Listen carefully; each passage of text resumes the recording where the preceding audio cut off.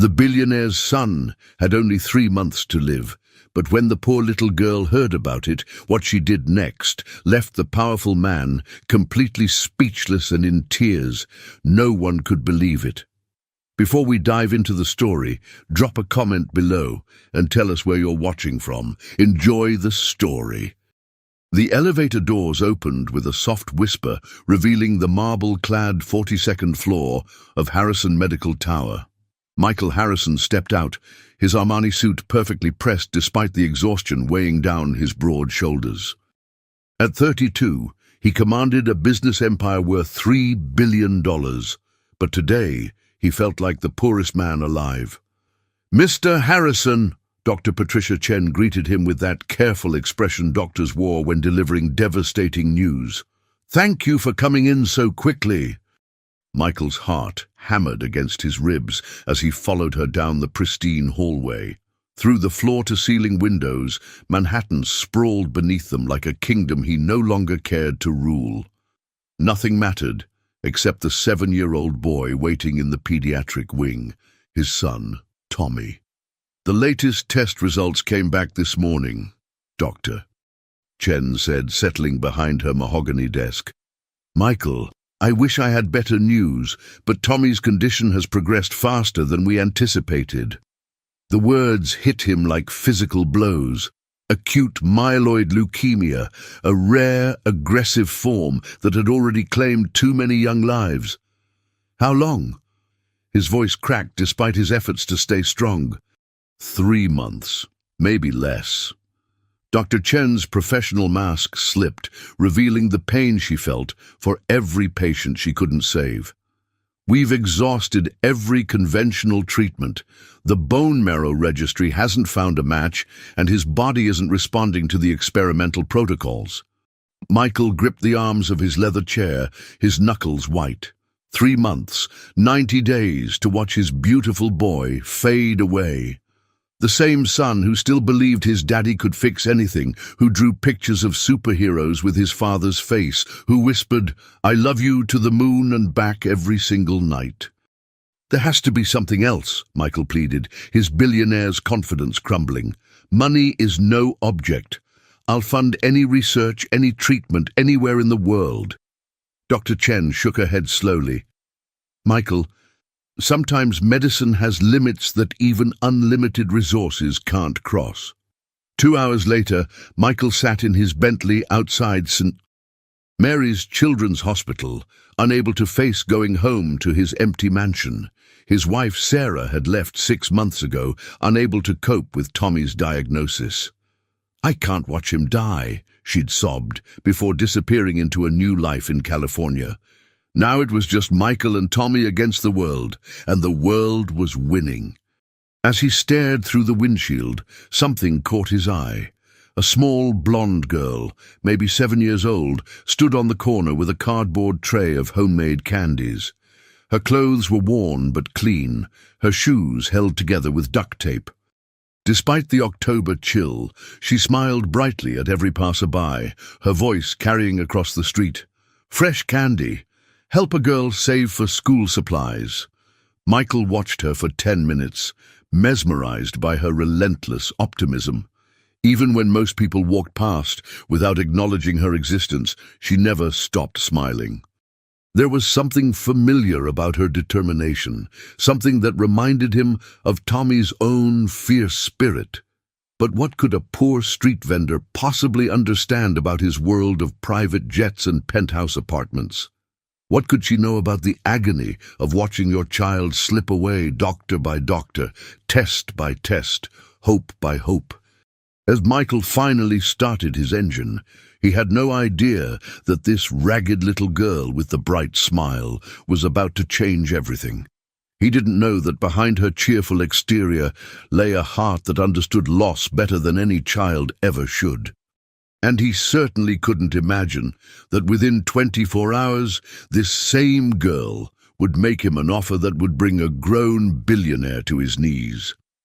Lucy Martinez had been standing on that corner for 3 weeks now, ever since Mrs. Henderson from the apartment next door taught her how to make peppermint candies. At 7 years old, Lucy understood money in a way most children never should. Every dollar meant the difference between electricity and darkness, between dinner and an empty stomach. "One more dollar and I can buy those school crayons," she whispered to herself, watching another businessman walk past without a glance. Her blonde hair, inherited from her Irish mother, caught the afternoon sunlight as she repositioned her cardboard tray. The small apartment she shared with her grandmother Rosa was just 6 blocks away, but it felt like a different universe from the gleaming medical towers surrounding her. Rosa worked double shifts as a hospital cleaner, her arthritic hands scrubbing floors in the very building where wealthy families received the best care money could buy. "Mija," Rosa had said that morning, her weathered face creased with worry, "you don't have to do this. We'll find another way for your school supplies." But Lucy remembered the shame of being the only child in class without proper materials, the teacher's pitying look, the way other children whispered behind her back. She'd learned early that pride was sometimes all poor people had left. As the afternoon wore on, Lucy's feet ached in her 2 small shoes. She'd outgrown them months ago, but new shoes weren't in the budget. Nothing ever was, not since Daddy died. The memory hit her like it always did, sudden and sharp. 6 months ago, her father Carlos had been strong enough to carry her on his shoulders. Then came the doctor visits, the hushed conversations between her parents, the way Mama cried in the bathroom when she thought no one was listening. "Acute myeloid leukemia," the doctor had said, using words Lucy didn't understand but felt in her bones. She'd watched her vibrant father shrink into a shadow, watched her mother work 3 jobs to pay for treatments that never came.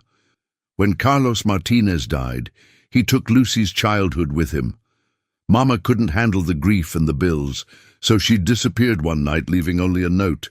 "Take care of our baby, Mama. I can't breathe in this world anymore."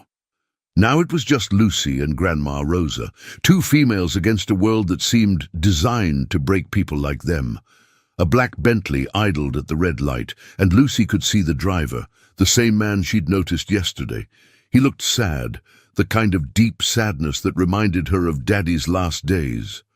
Without thinking, she walked closer to his window. "Fresh peppermint candy, sir? Only 50 cents each, and they're made with real sugar, not the fake stuff." The man looked at her through the glass, and Lucy saw something in his eyes that made her chest tight. It was the same look Daddy used to get when he thought she wasn't watching, like he was carrying the weight of the entire world. The light turned green, and the Bentley drove away. But Lucy had the strangest feeling that she'd see that sad man again. And somehow she knew that when she did, everything would change. What she didn't know was that the man in the Bentley was about to discover that sometimes the smallest people carry the biggest hearts, and that a 7-year-old girl with 50-cent candies was about to teach a billionaire the true meaning of sacrifice. Michael couldn't stop thinking about the blonde girl with the candy tray. For 2 days, he'd driven past that corner, and each time he saw her bright smile, something inside his chest loosened just a fraction. Today, he finally pulled over. "Good afternoon, sir." Lucy beamed as he approached, her enthusiasm genuine despite the cold October wind. "Would you like some peppermint candy? I made them myself this morning." Up close, Michael noticed details that broke his heart. Her jacket was too thin for the weather, her backpack held together with safety pins, but her eyes sparkled with the kind of hope he'd forgotten existed. "I'll take all of them," he said, pulling out his wallet. Lucy's eyes widened. "All of them? But, sir, that's 20 pieces. That's $10. "Keep the change," Michael said, handing her a $100 bill. Lucy stared at the money like it might disappear. "Sir, I can't make change for this. I only have $3 in my pocket." "I don't need change." Michael's voice was gentler than he'd used in months. "What's your name, sweetheart?" Lucy Martinez, she said, still clutching the bill with trembling hands. And you don't have to pity me, sir. I work for my money fair and square. The dignity in her voice reminded Michael of himself at her age, when his own family had struggled before his father's business took off. I'm not pitying you, Lucy. I'm admiring you. It takes courage to work this hard.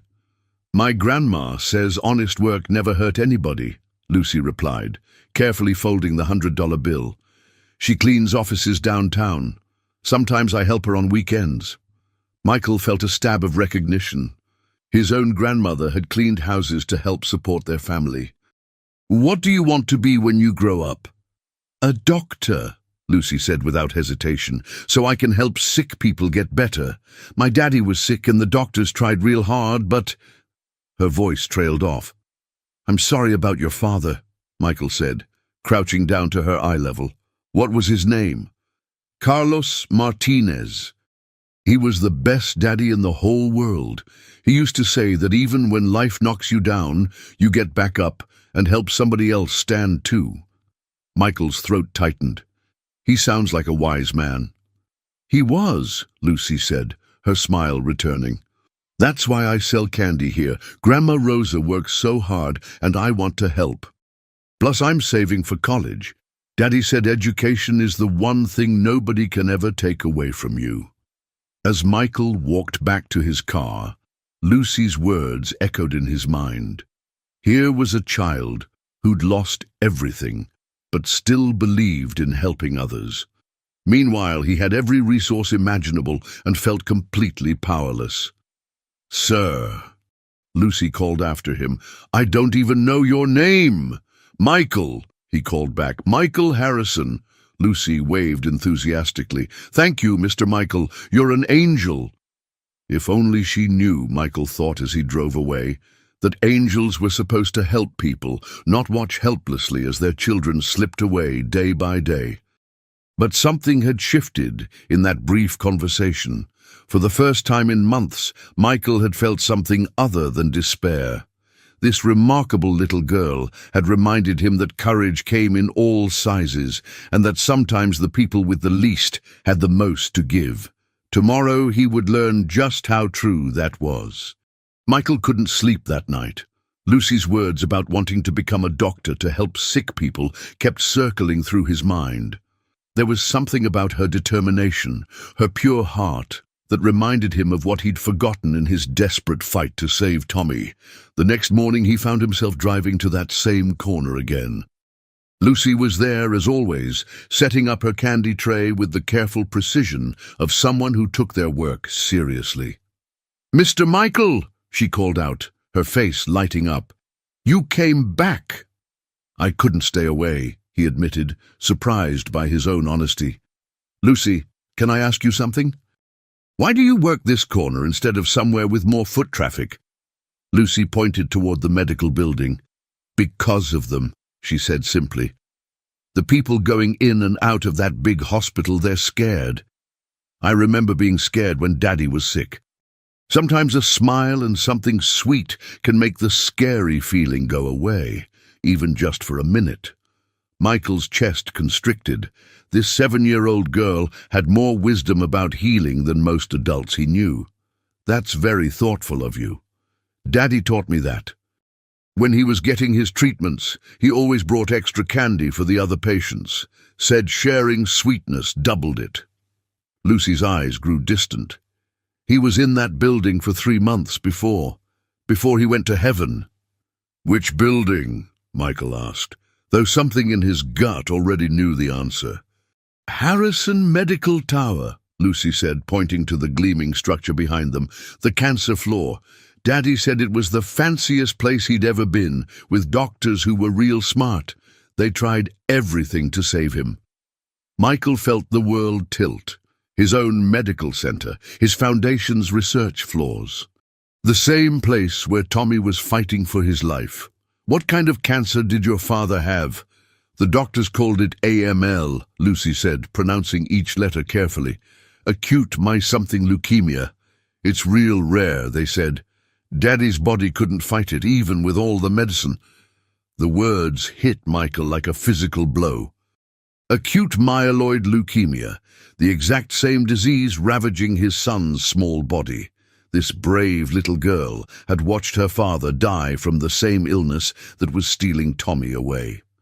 "Lucy," Michael said carefully, "I need to tell you something. I have a son who's very sick." "Oh no," Lucy said, her young face creasing with genuine concern. "What's wrong with him?" "He has the same disease your father had, AML. Lucy's candy tray slipped from her hands, peppermints scattering across the sidewalk. For a moment, she looked every bit as young and vulnerable as she was. Then, with the resilience that had carried her through unimaginable loss, she straightened her shoulders. "How old is your son?" she asked quietly. "7, just like you." Lucy nodded slowly, understanding passing between them like a current. "What's his name?" "Tommy.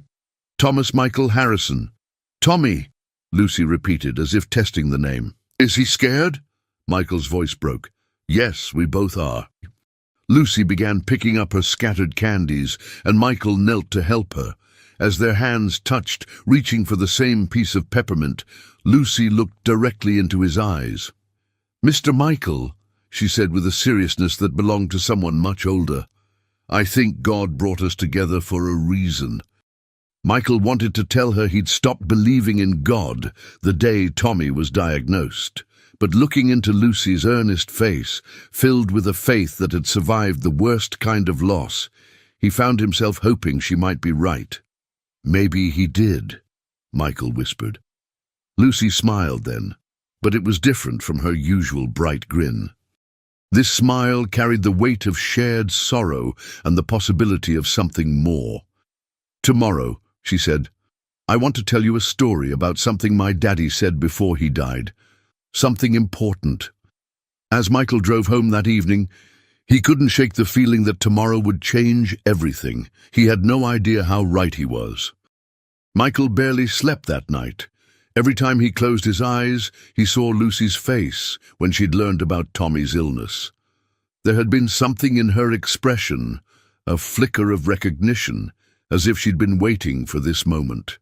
At 10 the next morning, he was back at her corner. Lucy was there, but her usual bright energy seemed subdued.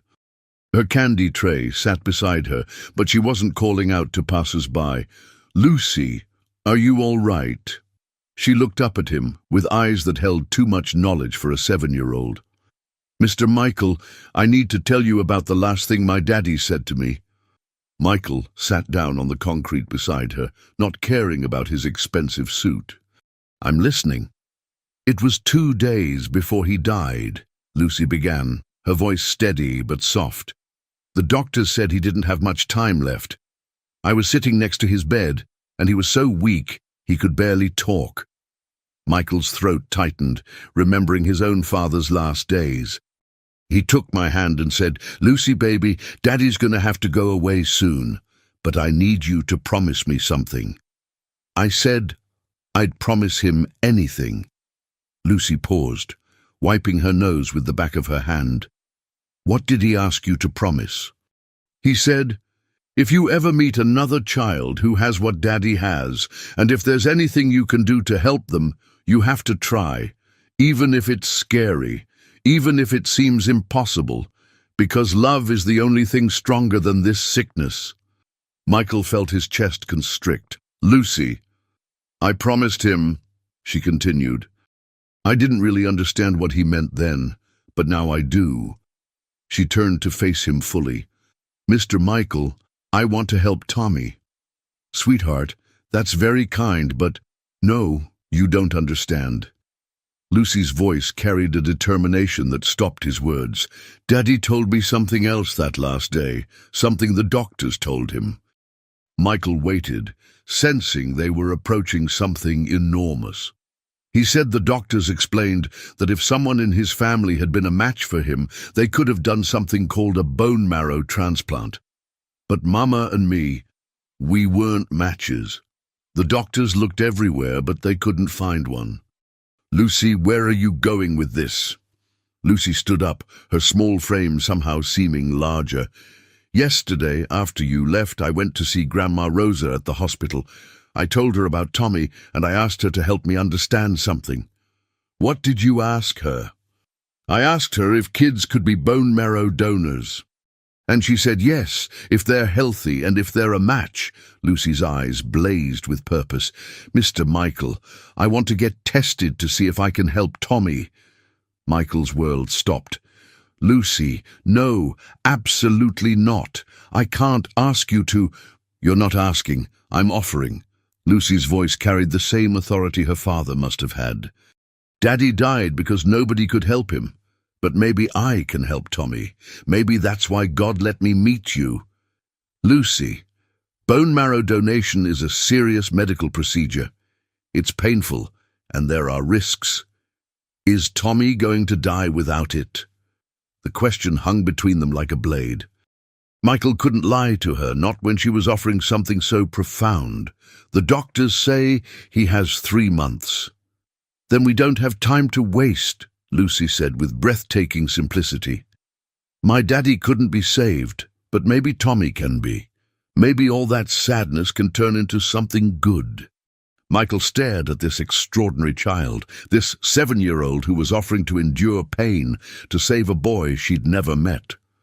Lucy, I need you to understand what you're saying. Bone marrow donation involves needles, surgery, recovery time. Mr. Michael, Lucy interrupted, did you know that when my daddy was dying, he was more worried about me and Mama than about himself? He said that's what love does. It makes you brave for other people. Michael felt tears he'd been holding back for months finally break free. Your father raised an incredible daughter. So I can get tested? Lucy asked, bouncing slightly on her toes with nervous energy. Lucy, even if you wanted to, the chances of you being a match are... But there's a chance. Michael looked into her hopeful face and felt something he hadn't experienced in months. The possibility of a miracle. There's a chance. Lucy clapped her hands together. Then let's find out. When can we do the test? As Michael looked at this brave, generous child who was willing to undergo medical procedures to save his son, he realized that sometimes angels appeared in the most unexpected forms, and sometimes they came carrying peppermint candies and hearts big enough to change the world. I'll call the hospital right now, he said, his voice thick with emotion he could no longer contain. Dr. Patricia Chen stared at Michael across her desk, her expression a mixture of shock and professional concern. Michael, are you absolutely certain about this? You're asking me to test a 7-year-old girl who has no family connection to Tommy. I've never been more certain of anything in my life, Michael replied, his hand resting protectively on Lucy's shoulder. She sat beside him in the oversized leather chair, her feet dangling, but her posture radiating determination. Hello, Dr. Chen, Lucy said politely. Mr. Michael told me you're the doctor taking care of Tommy. Thank you for trying to help him. Dr. Chen's expression softened as she looked at Lucy. You're very welcome, sweetheart, but I need to make sure you understand what you're volunteering for. Bone marrow testing involves blood draws, and if you're a match, the donation procedure is quite serious. I know, Lucy said simply. My daddy had this same sickness. I watched him get lots of needles and tests. I'm not scared. Lucy, Dr. Chen leaned forward. Even if you are a match, which statistically is very unlikely, the donation process would require you to be in the hospital for several days. You'd have to take medicine that might make you feel sick, and then have a procedure where we extract the marrow from your hip bones. Michael watched Lucy's face carefully, ready to stop this entire conversation if he saw even a flicker of fear or doubt. Instead, her expression grew more resolute. Dr. Chen, can I ask you something? Lucy said. Of course. If I don't do this, will Tommy die? The directness of the question seemed to catch Dr. Chen off guard. Honey, Tommy is very sick. Without a bone marrow transplant, his prognosis is not good. That means he'll die, Lucy said matter-of-factly.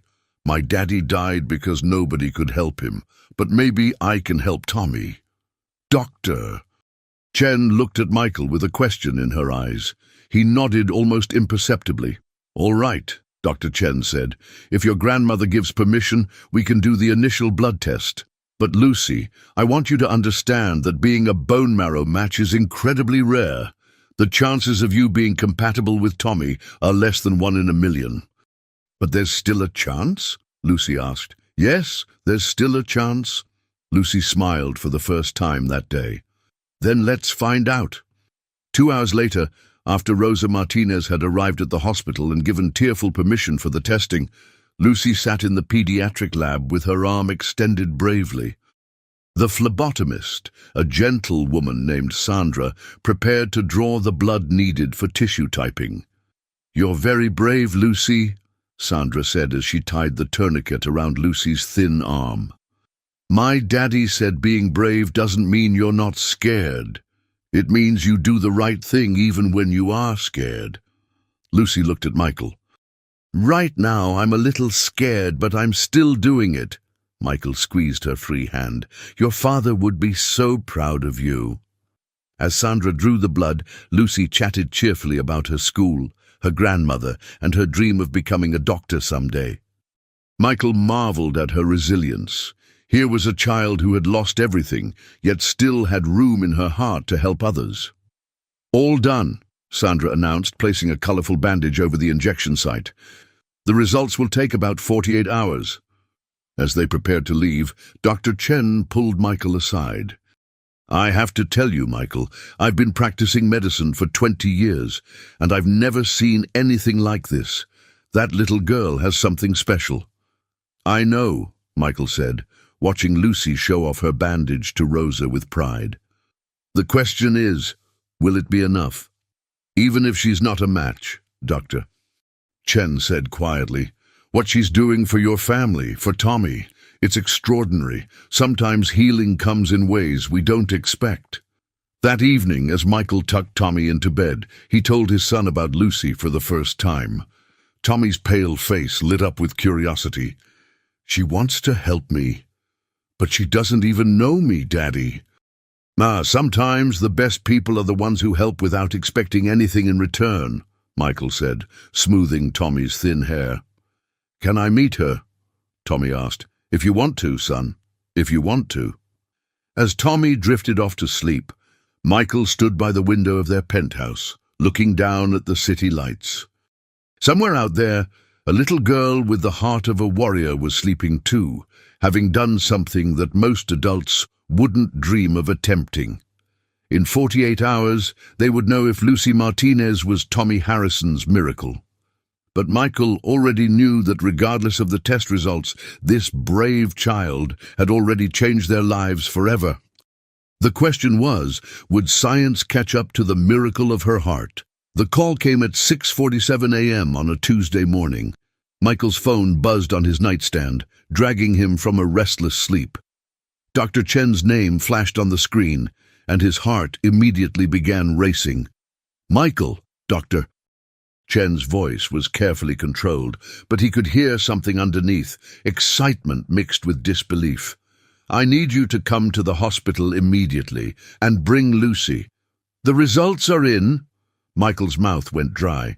"Yes, and Michael, you're going to want to sit down for this conversation."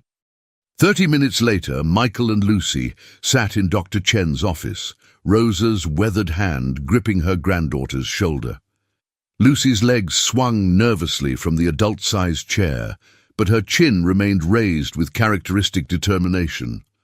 "Lucy," Dr. Chen began, "we ran your blood work through every test we have. We checked it 3 times because the results were so unprecedented." Michael's chest felt tight. "Just tell us, Doctor. Lucy is not just a match for Tommy. She's a perfect match. 10 out of 10 markers align perfectly. In 20 years of practice, I've never seen compatibility this precise between unrelated donors." The room fell into stunned silence. Rosa crossed herself and whispered a prayer in Spanish. Lucy looked confused. "What does that mean?"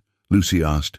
"It means Dr. Chen said gently, that your bone marrow could save Tommy's life.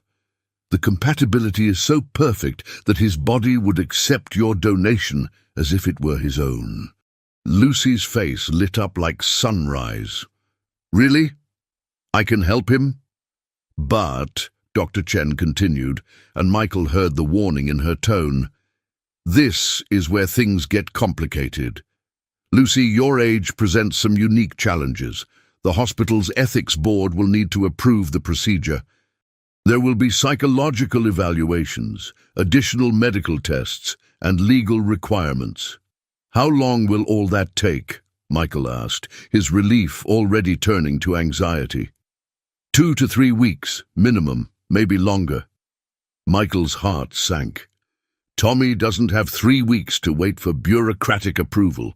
I understand your urgency, Dr. Chen said. I'm going to expedite everything I can. But Michael, there's something else, something I discovered when I was reviewing Lucy's medical history. What? Rosa asked, her voice tight with sudden worry. Lucy, when was your last doctor's visit? Lucy shrugged. A long time ago. We can't afford doctors unless it's really bad. Dr. Chen opened Lucy's thin medical file. Based on the blood work, Lucy is slightly anemic and shows signs of nutritional deficiency. Before we can proceed with donation, we need to build up her strength. She'll need to take iron supplements and follow a specific diet for at least 2 weeks. Whatever she needs, Michael said immediately. Money is no object. Mr. Michael, Lucy interrupted, you don't have to. Yes, I do, Michael said firmly. Lucy, you're offering to save my son's life. Let me take care of you. Rosa wiped her eyes. Mihia, this man is offering to help us. Maybe it's okay to accept kindness sometimes. As they left the hospital that morning, Lucy tugged on Michael's sleeve. Can I meet Tommy now? I want to tell him we're going to fight this sickness together. Michael looked down at this extraordinary child who had just learned she held his son's life in her small hands and felt his throat tighten with emotion. Yes, Lucy. I think it's time you two met.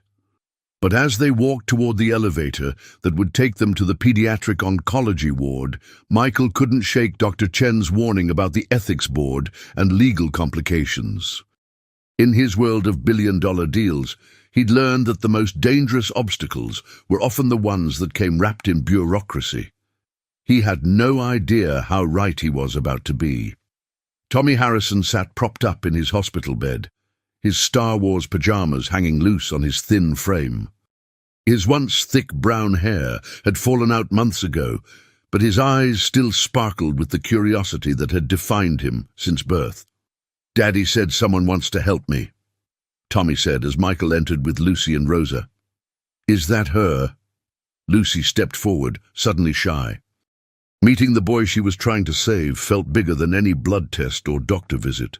Hi, Tommy, I'm Lucy. You're littler than I thought you'd be, Tommy said with 7-year-old honesty. I'm the same age as you, Lucy replied, moving closer to his bed.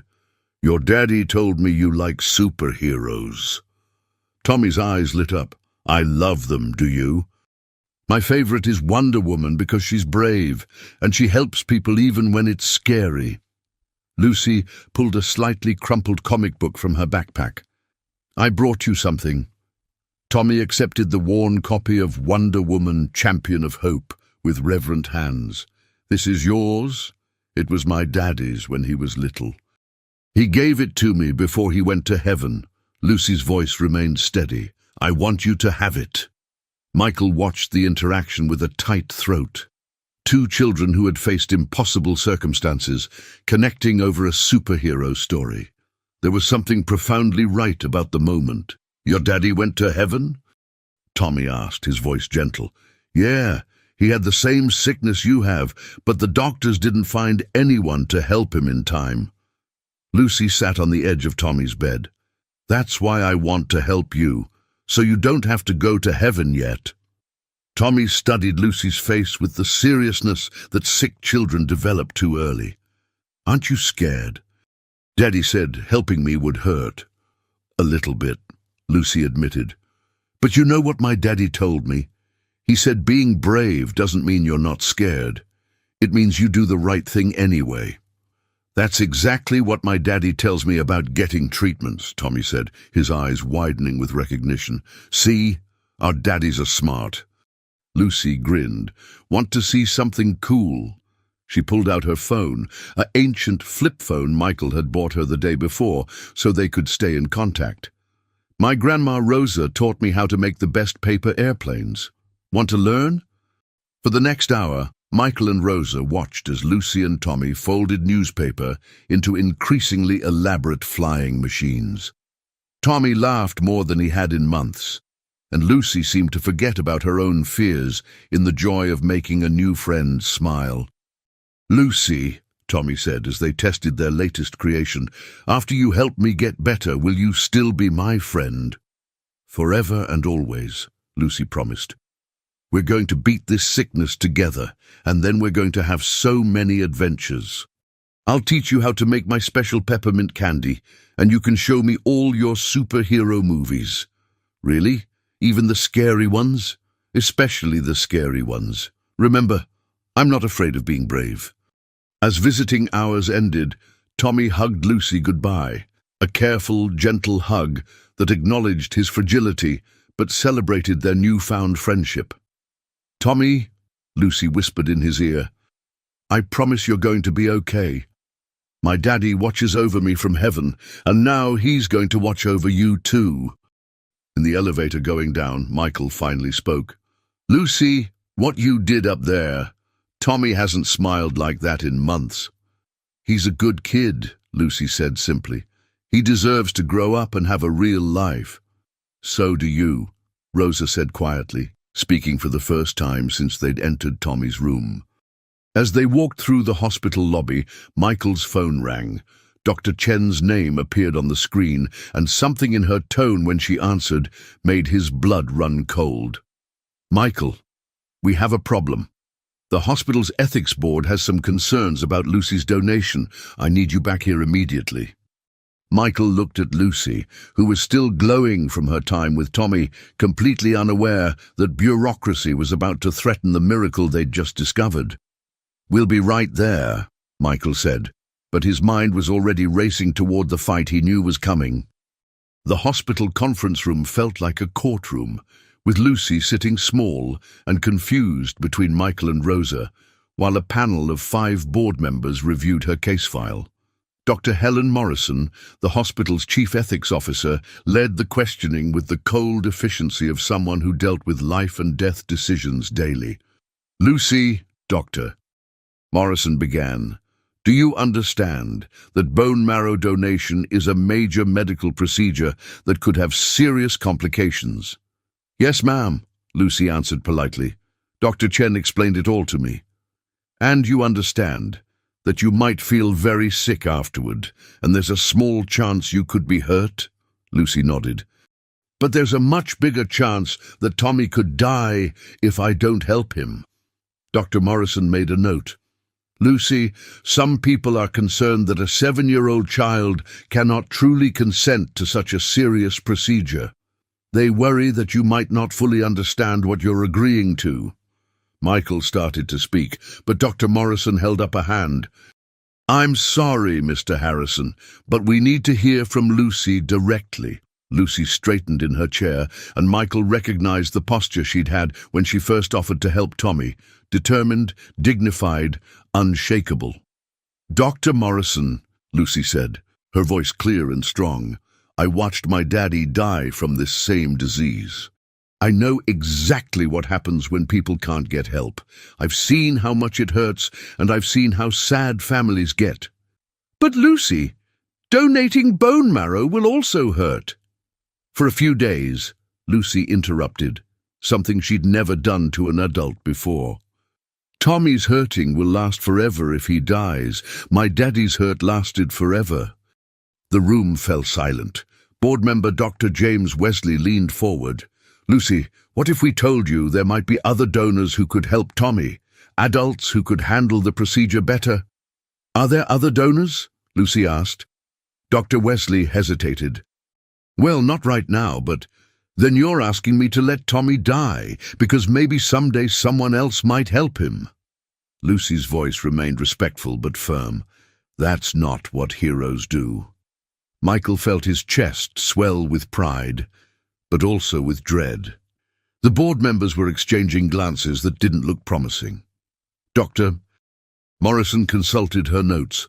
"Mr. Harrison, I understand you've offered to pay for Lucy's medical care and any complications that might arise." "That's correct. Some board members are concerned that this could be seen as coercion, offering financial incentives to a low-income family." Rosa spoke for the first time, her accented English carefully measured. "Doctor, my granddaughter didn't know this man had money when she offered to help. She saw a sad father and a sick child, and her heart told her to act. That's how we raised her." "Mrs. Martinez, we appreciate that, but—" "No!" Rosa stood up, her small frame somehow commanding the room. "You listen to me. I cleaned these floors for 15 years. I've seen rich families and poor families crying in these hallways when their children are sick. Grief doesn't care about money." Rosa's voice grew stronger. "My granddaughter lost her father to this disease. She knows what death looks like, what hope looks like, what love looks like. Don't you dare tell me she's too young to choose love." Dr. Morrison seemed taken aback by Rosa's passionate defense. "Mrs. Martinez, we're simply trying to protect Lucy's best interests." "Lucy's best interest is living in a world where people help each other," Rosa replied, "where children don't have to die because adults are too scared to let someone be brave." Board member Dr. Sandra Kim, who had been quiet throughout the meeting, finally spoke. "I have to ask the difficult question, Lucy. What if the procedure doesn't work? What if Tommy dies anyway, and you went through all that pain for nothing?" Lucy considered this seriously. "Then at least I'll know I tried. At least Tommy will know someone cared enough to try. My daddy told me that love isn't about winning or losing. It's about showing up." Dr. Kim's eyes filled with tears. She quickly blinked away. "Doctor," Morrison looked around the table at her colleagues.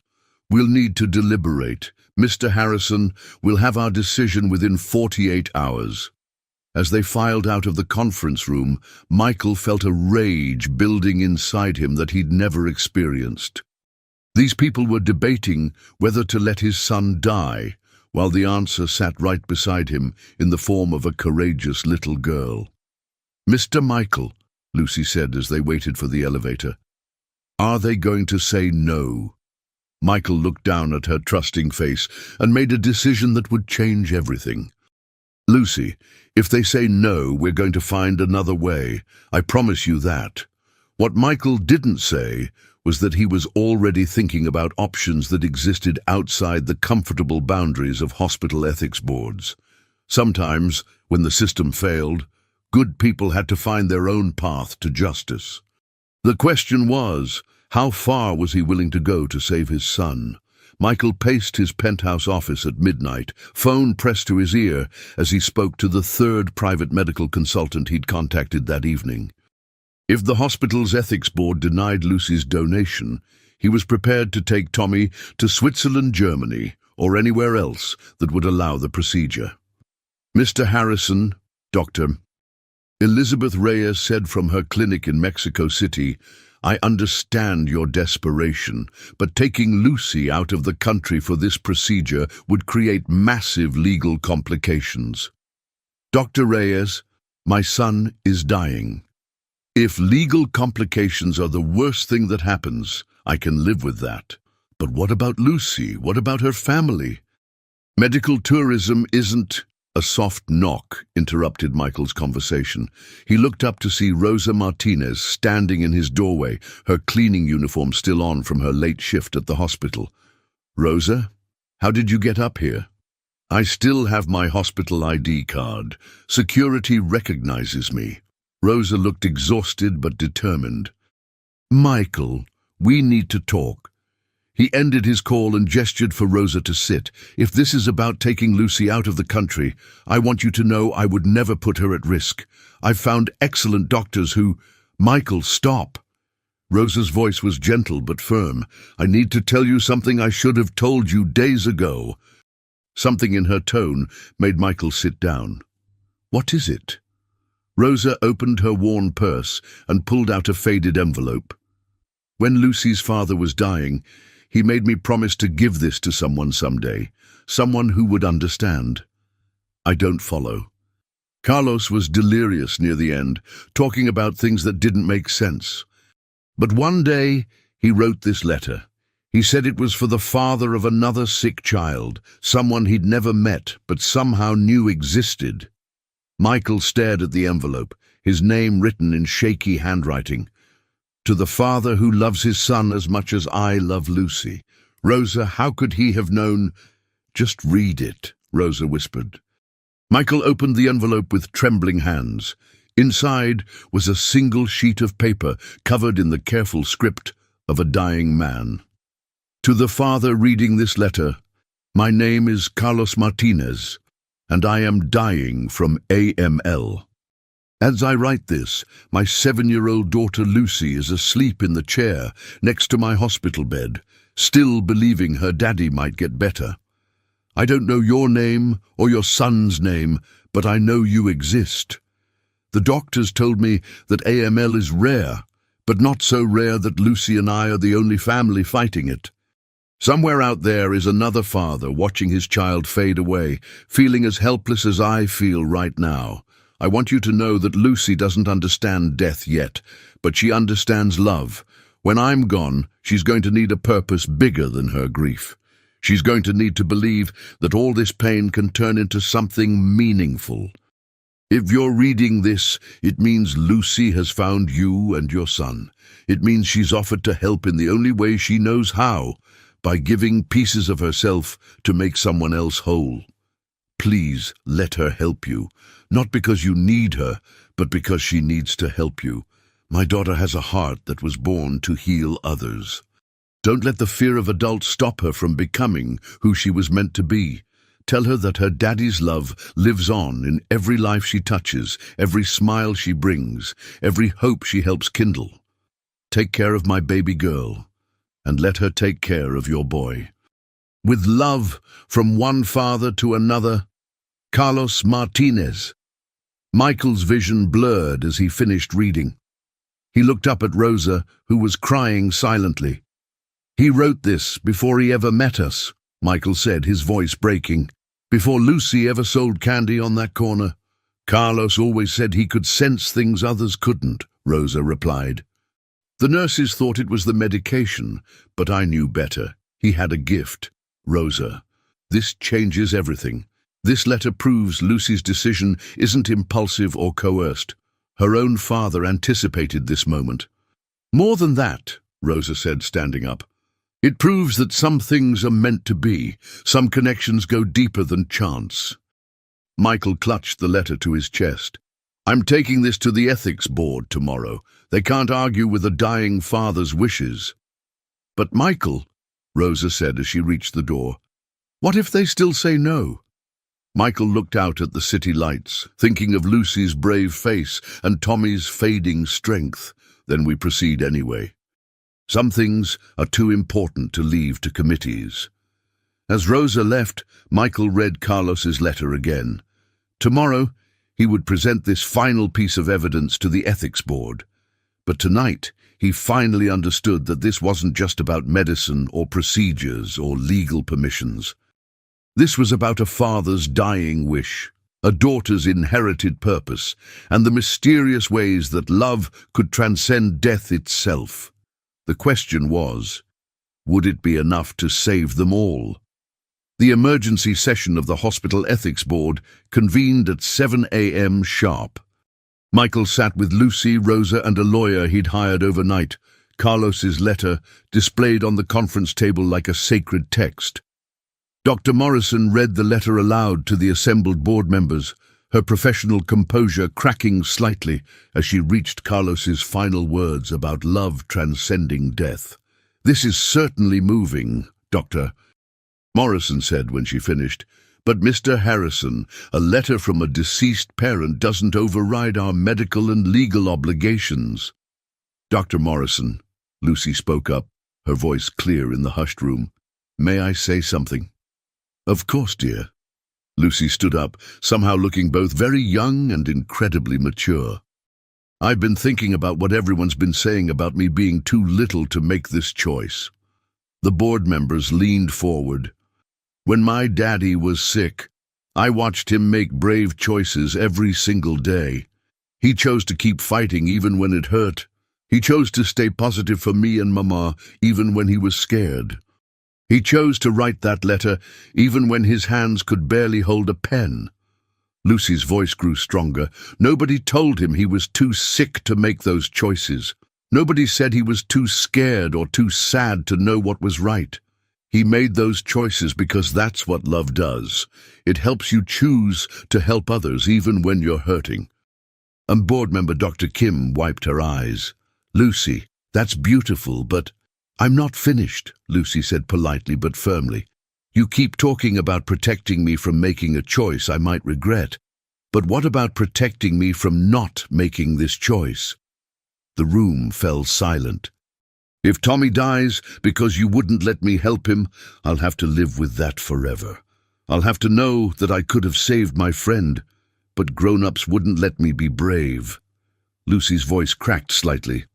"That would hurt way more than any medicine or needles ever could." Dr. Wesley cleared his throat. "Lucy, what if we told you that we found another potential donor, an adult who could help Tommy?" Michael's head snapped up. "What? Who?" Dr. Morrison consulted her notes. "Yesterday evening we received notice that a 34-year-old man in Los Angeles tested positive as a potential match for Tommy. He's agreed to donate if needed." Michael felt the world tilt. How close a match? 8 out of 10 markers. It's good, but not as perfect as Lucy's match. "But it's an adult," Dr. Wesley added. "Less risk, fewer legal complications." Lucy looked stricken. "You found someone else?" "Honey," Dr. Morrison said gently, "this means you don't have to go through the procedure. You've done your part just by offering." "No!" Lucy said, her voice rising. "You don't understand. Tommy is my friend. I promised him we'd fight this together. You can't just replace me with some stranger." Michael studied the board members' faces and recognized the strategy. They'd found a way to deny Lucy's donation while appearing to protect her interests. "What's the success rate difference?" Michael asked. Dr. Morrison hesitated. "Lucy's perfect match would give Tommy a 94% chance of successful engraftment. The adult donor would provide about 78%. So you're asking me to choose a lesser chance of saving my son's life to avoid paperwork complications," Michael said, his voice deadly quiet. "Mr. Harrison, a 78% success rate is still very good."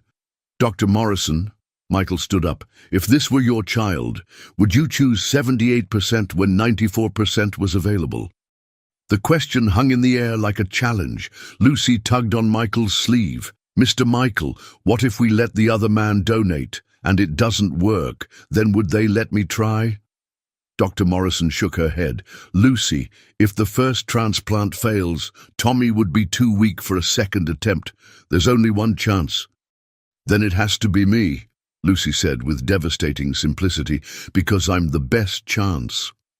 The board members looked at each other, the weight of their decision visible on their faces. "We need 5 more minutes to deliberate," Dr. Morrison announced. As the board members huddled in whispered conversation, Lucy slipped her small hand into Michael's. "Mr. Michael, whatever they decide, I want you to know something." "What's that, sweetheart?" "My daddy didn't write that letter just for you. He wrote it for me, too. He wanted me to know that when I found you and Tommy, I'd found my purpose." Lucy's eyes shone with unshed tears. "Even if they say no, I'll always be glad I tried to help." Michael squeezed her hand, knowing that in 5 minutes their lives would change forever, one way or another. Dr. Morrison cleared her throat. "We've reached our decision." "Doctor—" Morrison's hands trembled slightly as she looked at Lucy's determined face. After extensive deliberation, the board has voted unanimously to approve Lucy Martinez as Tommy Harrison's bone marrow donor. The room erupted. Rosa burst into tears. Michael felt his knees nearly buckle, and Lucy simply smiled, the same bright, determined smile she'd worn when selling candies on the street corner. However, Dr. Morrison continued, we have conditions. Lucy will have the finest pediatric team in the country monitoring her every moment. Mr. Harrison, your foundation will fund a new protocol for pediatric bone marrow donation that ensures no child donor faces unnecessary risks. And Lucy, she looked directly at the little girl, you'll have the right to change your mind at any point, no questions asked. I won't change my mind, Lucy said confidently. Tommy and I made a promise to fight this together.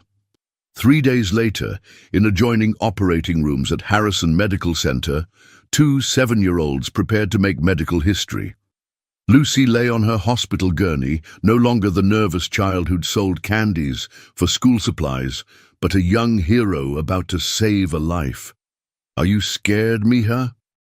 Rosa whispered, holding Lucy's hand as the anesthesia team prepared her. A little bit, Lucy admitted. But Daddy's with me. I can feel him. In the next room, Tommy squeezed his father's hand. Lucy's really doing this for me, isn't she, Daddy? She really is, son. You have an angel watching over you. Will I be strong enough to play with her after this? Michael's throat tightened. You'll be strong enough to do anything you want, Tommy. Anything at all. The procedure took 4 hours. Michael paced the family waiting room while Rosa prayed her rosary, each bead a whispered request for both children's safety. Doctor. Chen emerged at 2:47 p.m., still in her surgical scrubs, her face radiant with exhaustion and triumph. Both children came through beautifully, she announced. Lucy's donation was textbook perfect, and Tommy's body is already responding to the new marrow. His white blood cell count is climbing faster than we've ever seen. Michael sank into a chair, overwhelmed by relief. And Lucy? Sleeping peacefully. She'll be sore for a few days, but she's already asking when she can see Tommy. 2 weeks later, Tommy's room had been transformed into something resembling a carnival. Balloons covered every surface, get-well cards from strangers across the country papered the walls, and Lucy sat cross-legged on his bed, teaching him to make paper airplanes while he regained his strength. "Look, Tommy! This one's called the Superman Special," Lucy said, folding newspaper with expert precision.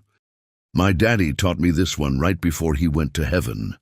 Tommy's hair was starting to grow back in fuzzy patches, and his cheeks had the first hint of color they'd shown in months. "Lucy, when I get out of here, will you teach me how to make your peppermint candy?" "Of course, and I'll take you to meet my friend Mrs. Henderson, who taught me.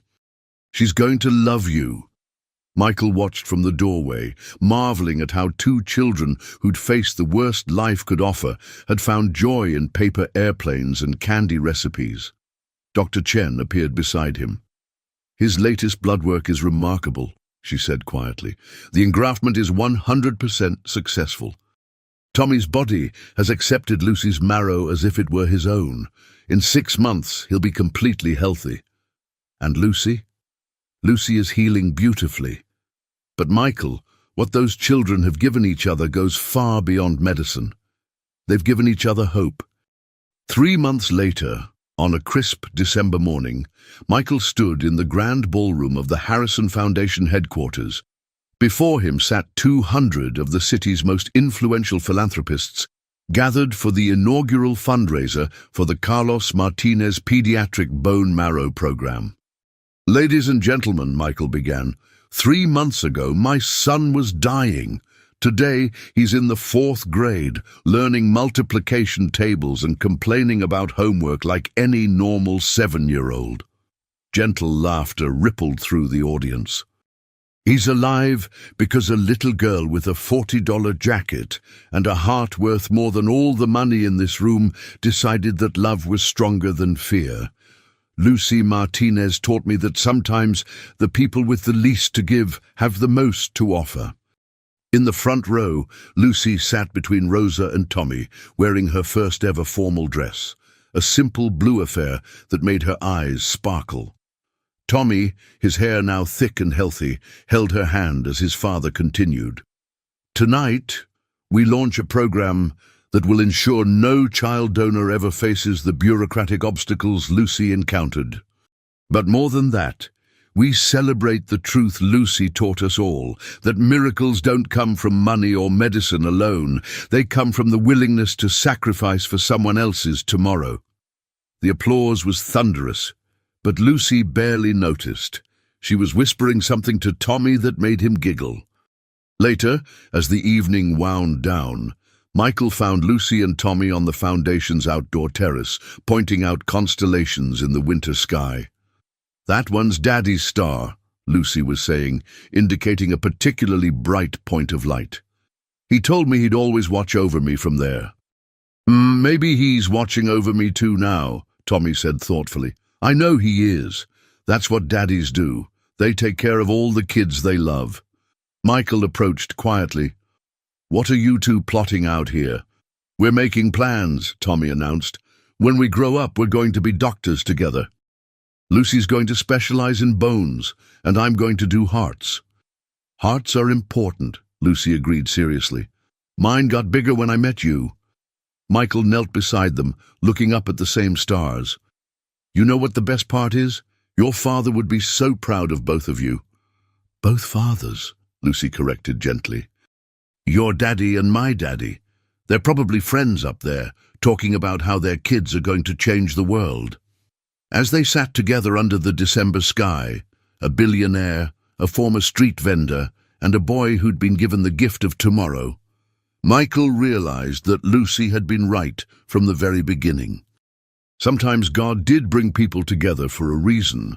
Sometimes miracles came wrapped in peppermint candy and delivered by 7-year-old angels who understood that love was indeed the only force stronger than death. And sometimes the smallest hands carried the biggest hearts, proving that heroes came in all sizes, especially the ones brave enough to give pieces of themselves so others could live whole. 6 months later, Tommy Harrison hit his first home run in Little League. Lucy Martinez was in the stands, cheering louder than anyone, knowing that her father's final wish had come true. Love had indeed proven stronger than sickness, and 2 children had found their purpose in healing the world, one brave act at a time. The Anderson estate stood majestically against the night sky of Newport Beach, California, its windows lit up like sleepless eyes that never closed. Inside those walls of Italian marble and noble wood, silence was a luxury that had not existed for 6 months. The constant sound of children crying echoed through the corridors, punctuated only by the hurried footsteps of nurses and specialists who came and went without being able to solve the problem that was consuming the Anderson family. Liam Anderson, at 35, had built a financial empire that spanned 3 continents. His decisions moved millions, his words were heard in boardrooms around the world, and his presence commanded respect wherever he went. But in front of his 6 twin children's cribs, he felt completely helpless. Since the death of his wife Isabella during childbirth, the children, Olivia, Jack, Ava, Noah, Isabella and Mason, simply couldn't sleep through the night. "Mr. Anderson," the voice of Mrs. Eleanor. Davies, the housekeeper who had served the family for nearly a decade, cut through the tense air of the office. She was a woman in her late 50s, always impeccably dressed, with grey hair pulled back in a severe bun, and blue eyes that had once been beautiful, but now carried a hardness that years of service and an unrequited passion had carved. "Dr. Miller just left. He says the children are physically healthy, but—" "But?" Liam looked up from the financial reports he couldn't focus on. Reading. His aristocratic features were marked by exhaustion, his dark brown hair disheveled, and the green eyes that Isabella had once compared to emeralds now seemed like dull stones. "He suggests that it might be emotional." The absence of their mother. Eleanor hesitated, knowing that touching on that subject was still like poking at an open wound. Perhaps they miss her in a way we don't yet understand. Liam closed his eyes, pressing his temples. 6 months. 6 months since Isabella had left, leaving him not only a widower, but a father of 6 babies who seemed inconsolable. He had hired the best nurses, the most renowned specialists, tried everything from classical music to alternative therapies. Nothing worked. It was almost 3 in the morning when Liam decided to make his usual nightly rounds to the children's rooms. He expected to find the night nurses unsuccessfully trying to calm the endless crying. Instead, an unprecedented silence hung over the upper floor of the mansion. Intrigued, he followed the marble hallway to the children's main bedroom, his steps silenced by the Persian rug. The door was ajar, and through the gap, he glimpsed a scene that left him completely still. In the center of the king-size bed he had it installed to accommodate all the cribs together when the children seemed calmer near each other, lay a young woman he recognized as one of the newer maids. Her light brown hair was spread over the pillow like a golden halo under the soft light of the bedside lamp, and around her, like petals of a flower, the 6 twins slept soundly. Olivia, with her golden curls just like her mother's, had a small hand resting on the woman's arm. Jack, always the most restless, was curled up against her side, finally at peace. Ava, Isabella, Noah and Mason were spread out around her, all breathing in the serene rhythm of true sleep, something Liam hadn't seen in months. The young woman was also asleep, her lips slightly parted in a faint smile, as if even in a dream she knew she had accomplished something extraordinary. She couldn't have been more than 22 or 23, and Liam realized he had barely noticed her before. She was just one more among the dozen employees who kept his house running. How long did he stand there, watching that impossible scene? He couldn't say. He just knew that for the first time in 6 months, his children were sleeping like angels, all because of a maid whose name he didn't even know. When he finally moved away from the door, Liam felt a confusing mix of relief and something he couldn't name. The next day, there would certainly be explanations to give and questions to ask. The dawn brought the return of reality. Liam woke up more rested than he had been in months. The silence of the night had allowed him a few precious hours of sleep, but along with the relief came the need to establish order. He was a man of rules, of well-defined hierarchies, and what he had witnessed the night before disturbed the carefully maintained balance of his home. At 8 in the morning, he summoned all the employees for a meeting in the Grand Hall. It was an unusual but necessary practice. The staff gathered in formation, from the gardeners to the housekeepers, all aware that something important was about to be said. "Last night," Liam began, his voice echoing through the high walls of the hall, "there was a breach of protocol." His eyes scanned the faces in front of him until they found the young maid. She was at the back of the group, her head down, her hands clasped in front of her navy blue uniform. "Miss Clara Williams, sir," she answered in a low voice, finally raising her eyes to meet his. Liam felt an inexplicable start as he saw her eyes. They were a warm, almost golden brown, and carried a genuine kindness that contrasted dramatically with the calculated coldness he was used to in his business world. "Miss Williams," he repeated, and noticed how she trembled slightly at hearing her name pronounced by him. "You were hired to clean this house, not to play mother with my children." The silence that followed was as heavy as lead.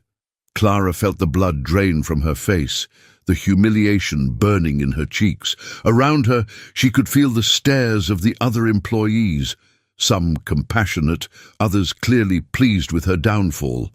I'm so sorry, Mr. Anderson," she managed to say, her voice trembling.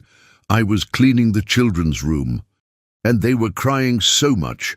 The nurses had gone out to get some medicine, and I couldn't leave them like that. And so you decided you could do better than trained professionals." The coldness in his voice cut like a blade. Liam knew he was being cruel, but he needed to re-establish the boundaries.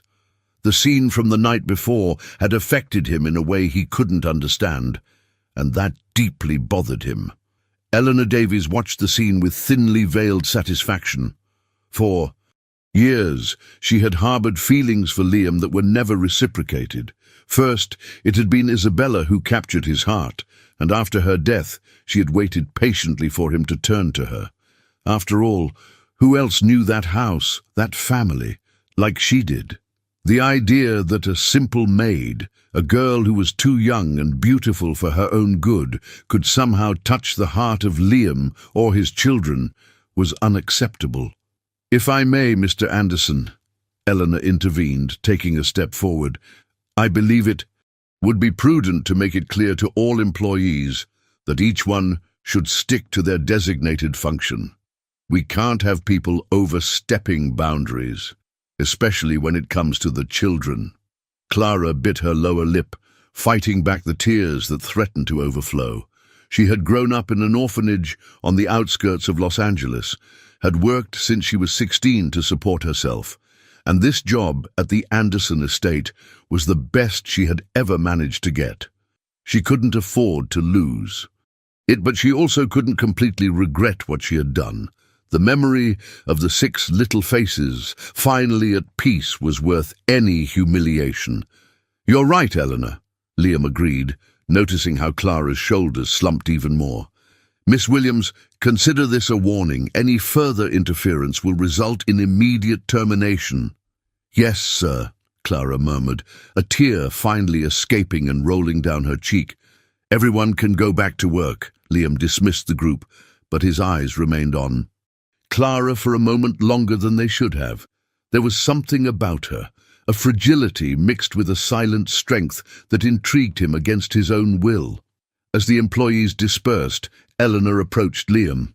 "You did the right thing," she said, her hand briefly touching his arm. "These young girls, sometimes they don't understand their place." Liam nodded distractedly, but his thoughts were divided. On one hand, Eleanor was right. Hierarchies existed for a reason. On the other hand, for the first time in 6 months, his children had slept peacefully, and it had been thanks to a simple maid whom he had publicly humiliated. Clara spent the rest of the morning cleaning the ground floor bathrooms, her tears mixing with the water in the bucket. Every time she passed the main hall, she could feel the whispers and glances of the other employees. Some were of pity, but many were of malicious satisfaction. She was new here, still trying to find her place, and now she had become an example of how not to behave. During lunch, sitting alone at the staff cafeteria table, Clara could barely touch her food. The events of the morning replayed in her mind like a broken record, but whenever she closed her eyes, she saw again the serene faces of the 6 babies, finally resting. Eleanor watched Clara from across the cafeteria, her blue eyes narrowed in satisfaction. The message had been clear: a maid should never forget her place. But a small knot of worry was forming in her stomach. She had seen how Liam looked at the girl. There was something in his gaze that she couldn't decipher, and it bothered her more than she wanted to admit. Meanwhile, in his office, Liam tried to focus on his business, but found his thoughts repeatedly returning to the scene of the night before. There was something almost magical about the way Clara had managed to calm the children, something that thousands of dollars in specialists had failed to achieve. Perhaps it was just a coincidence, he told himself. Maybe the children were finally adapting to the loss of their mother, but deep in his heart, he knew it wasn't true. It had been Clara, with her gentle and warm presence, who had brought peace to his children, and that scared him more than any fluctuation in the stock market ever had. If this story touched your heart, please subscribe to the channel. Chapters 3 days had passed since Clara's public humiliation, and the Anderson estate had returned to its state of constant agitation. The twins went back to crying incessantly during the nights, and Liam found himself once again a prisoner of his own insomnia, walking through the corridors like a tormented ghost. On the fourth morning, it was Jack's desperate cry that woke him up completely. But this was not the usual cry of discomfort. There was something different, more urgent, that made Liam run up the stairs 2 steps at a time. "Mr. Anderson." The night nurse, Mrs. Davies, was visibly in a panic when he burst into the room. "It's little Jack, sir. He has a very high fever and we can't calm him down at all." Liam took his son in his arms, immediately feeling the heat that emanated from the small body. Jack, usually the most serene of the 6, writhed and cried with a heart-wrenching intensity. His tiny fists were clenched, his little face red and wet with perspiration. "Have you called Dr. Miller?" Liam asked, trying to keep his voice steady as he gently rocked his son. "Yes, sir. But he's on his way to another emergency call. It could be at least an hour," the nurse replied, clearly distressed. An hour. To Liam it seemed like an eternity. Jack continued to cry, a high-pitched and desperate sound that made the other 5 twins also stir in their cribs. The room quickly turned into a chorus of cries that echoed through the walls. It was then that Liam saw Clara appear at the door, her hands holding the cleaning products she had dropped when she heard the commotion. His eyes widened at the sight of the scene, and without a second thought, she dropped everything and approached. "May I?" she asked hesitantly, reaching out her hands for Jack. Liam, desperate and exhausted, handed his son to her without questioning. Clara held the baby with a natural ease that surprised everyone in the room. She nestled him against her chest, and then, almost instinctively, began to hum a soft melody in Spanish, a lullaby she had learned from one of the few kind employees at the orphanage where she grew up. "Arroró mi niño, arroró mi sol, arroró pedazo de mi corazón." Her voice was low, almost a whisper, but there was something hypnotic about the melody. Gradually, Jack's crying began to subside. His small fists unclenched, and he snuggled against Clara as if he recognized in her a source of comfort he had long been looking for. Liam watched in silence, fascinated. Not only had Jack calmed down, but the other 5 babies had also stopped crying, as if Clara's song were a magical force that pacified everyone. "That song," Liam murmured almost to himself. "What does it mean?" Clara, still rocking Jack, who was now dozing peacefully, translated softly, "Sleep, my boy, sleep, my son, sleep, little piece of my heart." For a moment, the room was in complete silence, except for the children's soft breathing. Liam felt something stir inside his chest, an emotion he hadn't experienced in a long time. Gratitude, perhaps, or something deeper that he wasn't ready to name. "Thank you," he said, his voice softer than Clara had ever heard. It was the first time he had addressed a word to her that was not cold or reproachful. When Dr. Miller finally arrived, he found Jack sleeping peacefully in Clara's arms, his fever already starting to drop. The doctor, a middle-aged man with decades of experience, examined the baby carefully. "Curiously, the fever is going down," he observed, frowning. "What did you do differently?" Liam looked at Clara, who remained silent. "Miss Williams managed to calm him down," he admitted reluctantly. Dr. Miller looked at Clara with renewed interest.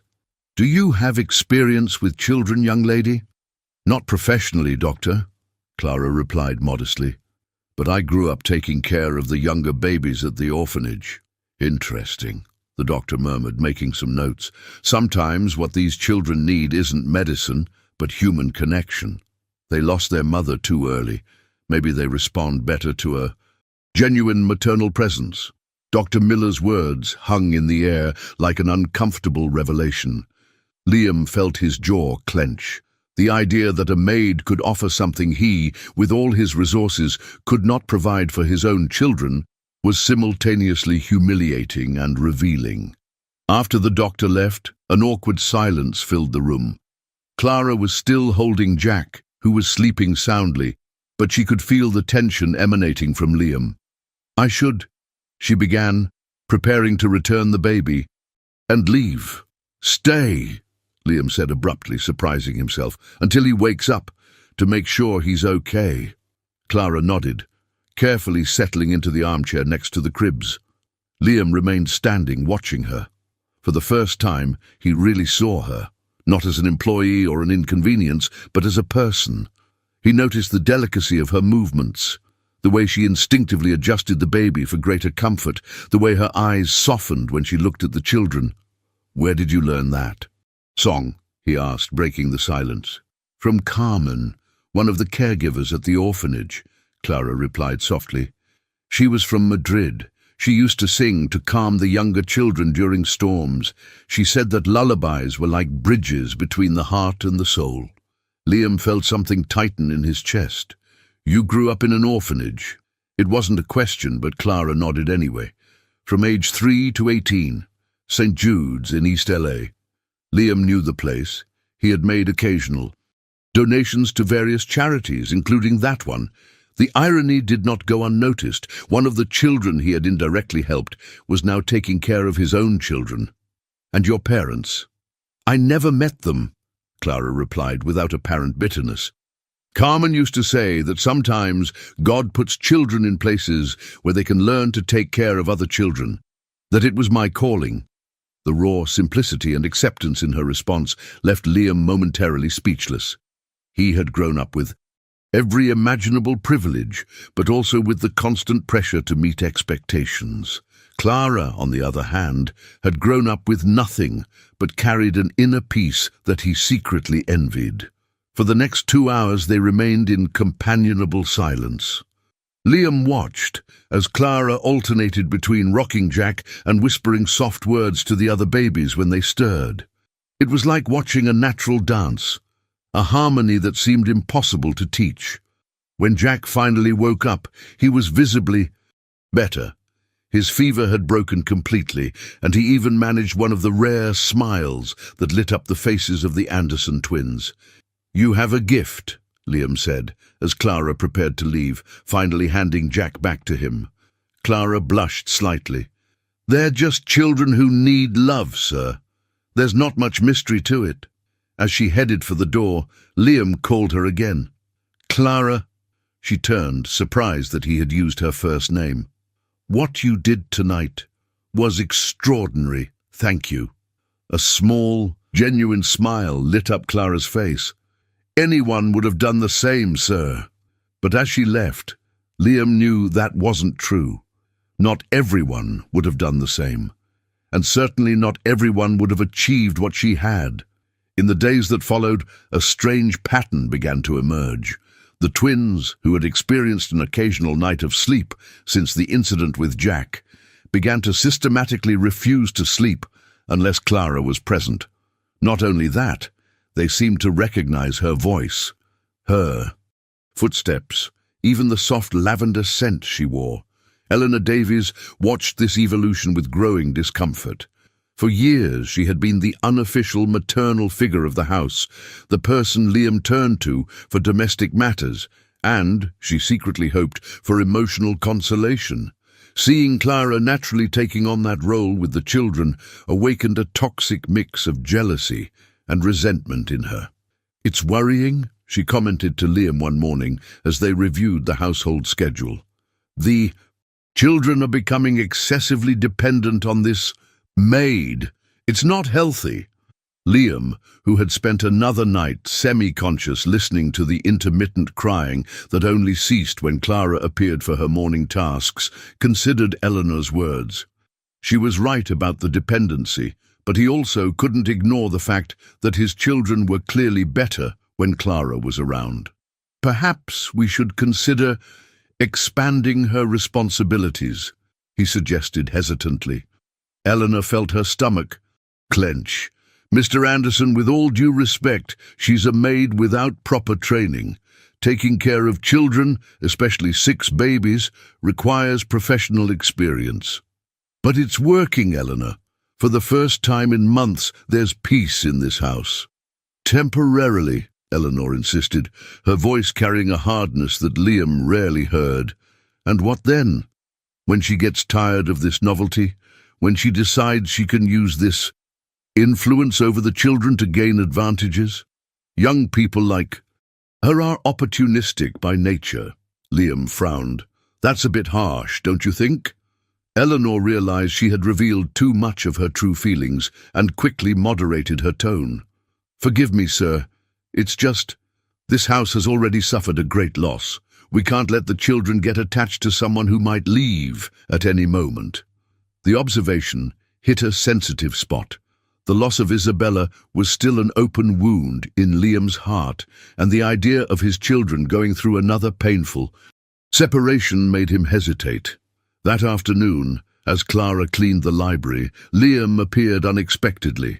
She was alone, organizing books on one of the highest shelves with the help of a ladder, when she heard his voice. Clara. She was so startled that she almost lost her balance, being forced to hold on tightly to the bookshelf. "Mr. Anderson, I didn't hear you come in." "Sorry for scaring you," he said, but his eyes were already scanning her delicate form on the ladder, the curve of her legs. Under the uniform skirt, the way her hair escaped her ponytail and framed her face. He quickly looked away, disturbed by the direction of his thoughts. Clara came down from the ladder, smoothing her uniform and trying to look presentable. "Is there something you need, sir?" "Actually, there is." Liam hesitated, Eleanor's words echoing in his mind. "About the children. They seem to have developed an attachment to you." Clara lowered her eyes, fearing another lecture. "If my presence is in causing problems." "No, that's not it." Liam ran a hand through his hair, a gesture Clara had noticed he made when he was nervous or insecure. "It's the opposite. They sleep better when you're around, but it worries me that this might be problematic for you." "What do you mean, sir?" "Well, you were hired as a maid. Taking care of children wasn't part of your responsibilities. If this situation is becoming too demanding—" Clara interrupted him softly. "Mr. Anderson, can I be honest?" He nodded, intrigued by the seriousness in her voice. "I grew up without a family, without knowing what it was like to have someone truly care about me. When I see your children, 6 little miracles who only need love and security, I can't just ignore them. It's not a burden for me. It's almost as if it's what I was born to do." The raw sincerity of her words hit Liam like a punch to the stomach. He had grown up assuming that love was something that was given in a measured, calculated way, always with conditions and expectations. But Clara spoke of love as if it were as natural as breathing. "What if—" he began, then stopped, recognizing that he was about to cross a line that Eleanor had clearly marked as dangerous. "What if something happened? If you decided to leave the house, the children would be devastated." Clara looked him directly in the eyes, and Liam felt as if she could see through all his carefully constructed defenses. "Mr. Anderson, may I ask why you would assume I would leave?" The question caught him off guard. Well, people move on. They find better opportunities. And you think I see your children as a stepping stone to something better?" The sadness in her voice was unmistakable. "That I would pretend to care for them to gain some kind of advantage?" Liam realized he had just repeated, almost word for word, the suspicions that Eleanor had planted in his mind. Looking at Clara's hurt face, he felt a deep shame. "No," he said finally. "No, I don't think that. Forgive me." A silence stretched between them, heavy with tension and misunderstandings. Clara went back to work, but her hands trembled slightly as she reorganized the books. "Clara," Liam said softly, if you were willing, I would like you to consider a change in your responsibilities. You would still take care of the cleaning, but also help with the children when necessary. There would be a salary increase, of course." Clara stopped what she was doing, her back still turned to him. "What does Mrs. Davies think of this idea?" The question revealed that she had noticed the underlying tension, the domestic politics that were rarely discussed openly. Liam realized that he had underestimated Clara's intelligence. "Eleanor has her concerns," he admitted, "but the decision is mine." Clara turned slowly. "And what is your decision, Mr. Anderson?" Liam looked at her, really looked at her. For the first time since she had entered his house, he saw a young woman who had grown up with nothing but possessed a wealth of compassion that he envied. He saw someone who loved his children without a hidden agenda, without expectations of reciprocity. He saw perhaps the answer to a prayer he didn't even know he was making. "My decision," he said slowly, "is that you are exactly what this family needs." Chapters 8. The change in Clara's responsibilities did not go unnoticed by any member of the Anderson estate staff. Over the next 2 weeks, a palpable tension settled into the marble corridors. Eleanor Davies, in particular, watched the young woman's every move with a hawk's eyes, looking for any sign of presumption or error that she could use to reverse Liam's decision. Clara, in turn, felt the weight of those stares at every step. She strove to maintain her impeccable conduct, arriving earlier, staying later, and meticulously dividing her time between her traditional cleaning tasks and caring for the twins. The difference in her salary, although modest, represented more financial security than she had ever experienced, and she had no intention of wasting this opportunity. The children flourished under her divided attention. Their sleep patterns became more regular, and for the first time since Isabella's death, the estate knew consistent periods of nighttime peace. Liam, finally able to sleep a few full nights, found that his ability to concentrate on business had returned, and his quarterly profits reflected this recovery. It was on a rainy Thursday in October that Eleanor decided to implement her plan. Clara had just put the twins down for their afternoon nap and was heading to the library to complete her daily cleaning when Eleanor intercepted her in the corridor. "Miss Williams," the housekeeper's voice cut through the air like an icy blade, "I need to speak with you." "Of course, Mrs. Davies, how can I help you?" Eleanor studied the young face in front of her, looking for signs of arrogance or presumption, but finding only the respectful courtesy that Clara always maintained. This annoyed her even more. It would be so much easier if the girl were obviously unsuitable. "I've received some concerns from other members of the staff," Eleanor began, choosing her words carefully, "about your new position in the house." Clara felt her stomach clench, but she kept her expression serene. "What kind of concerns?" "Well, some feel that there has been a very rapid elevation in your status here.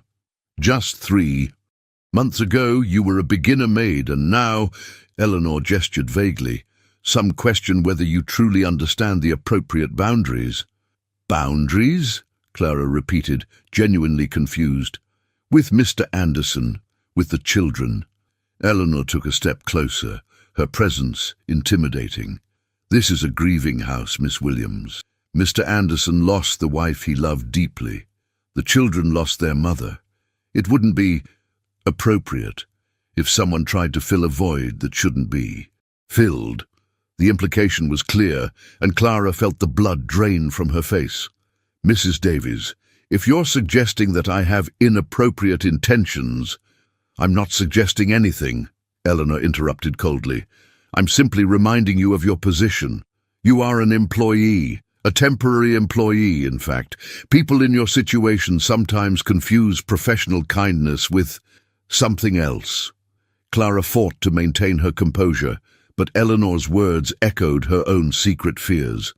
Because, if she were honest with herself, there were moments when Liam thanked her with that rare half-smile, when he lingered watching her with the children, when their hands accidentally touched during diaper changes, that she felt something more than simple professional respect. "I understand your concern," Clara said finally, her voice firmer than she felt, "but I can assure you that my only concern is the well-being of the children." Eleanor smiled, but there was no warmth in the expression. "Good to hear. Now about this afternoon. Mr. Anderson is expecting some important associates for dinner. It will be necessary for you to remain discreet. He wouldn't want his guests to see an employee taking care of his children as if she were what?" Liam's voice cut the tension of the corridor like a heated blade. Both women turned, startled. Liam was standing at the end of the corridor, his green eyes shining with an expression Clara had never seen, something between surprise and a cold, controlled rage. "Mr. Anderson," Eleanor recovered quickly, her tone returning to impeccable professionalism. "I was just discussing the arrangements for dinner tonight with Miss Williams." Arrangements. Liam repeated the word, but his eyes were fixed on Clara, who was visibly upset. "What kind of arrangements exactly required you to look like you were having such an intense discussion?" An awkward silence stretched through the corridor. Clara looked at the floor, her cheeks red with humiliation, while Eleanor tried to formulate a response that wouldn't reveal the true nature of her conversation. "Actually," Liam continued, taking a few steps towards them, "I was looking for Clara. The twins woke up from their nap, and Olivia is particularly agitated. Could you—" "Of course," Clara replied quickly, grateful for the escape. She hurried towards the stairs, but not before hearing Liam address Eleanor in a voice she had never heard him use before. "Eleanor, my office. Now." In the office, Liam carefully closed the door before turning to face Eleanor. The housekeeper maintained her erect and professional posture, but there was a tension in her shoulders that revealed her nervousness. 20 years, Liam began, his voice low but charged with authority. "You've been in this house for 20 years. You've served my family with distinction, and I've always respected your judgment. And I appreciate that trust, Mr. Anderson. Then perhaps you can explain to me why I just found you intimidating an employee in my own hallway." Eleanor stiffened. "I wasn't intimidating anyone. I was simply what? Because from what I could tell, Clara seemed genuinely distressed, and you seemed to be enjoying it." The accusation hung in the air between them. Eleanor felt her careful self-control begin to fragment. "With all due respect, Mr. Anderson, perhaps your perspective is compromised when it comes to that girl." "Compromised?" Liam repeated, his voice dangerously low. "You lost your wife less than a year ago. It's understandable that gratitude for the help with the children might be mistaken for—" "Stop!" The word cut the air like a whip. "Stop right now!" Eleanor fell silent, realizing she had crossed a line that could not be uncrossed. "My feelings, whatever they may be, are my own business," Liam continued, his voice controlled but furious. "But I'm going to make one thing very clear.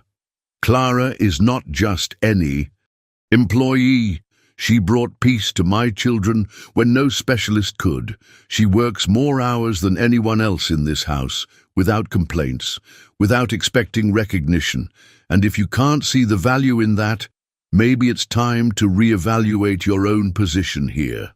The silence that followed was charged with 20 years of unspoken history, of unexpressed expectations, of an unrequited love that Eleanor had secretly nurtured for so long that it had become part of her identity.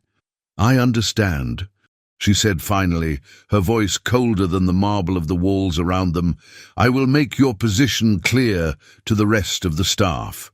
"See that you do," Liam replied. "And Eleanor?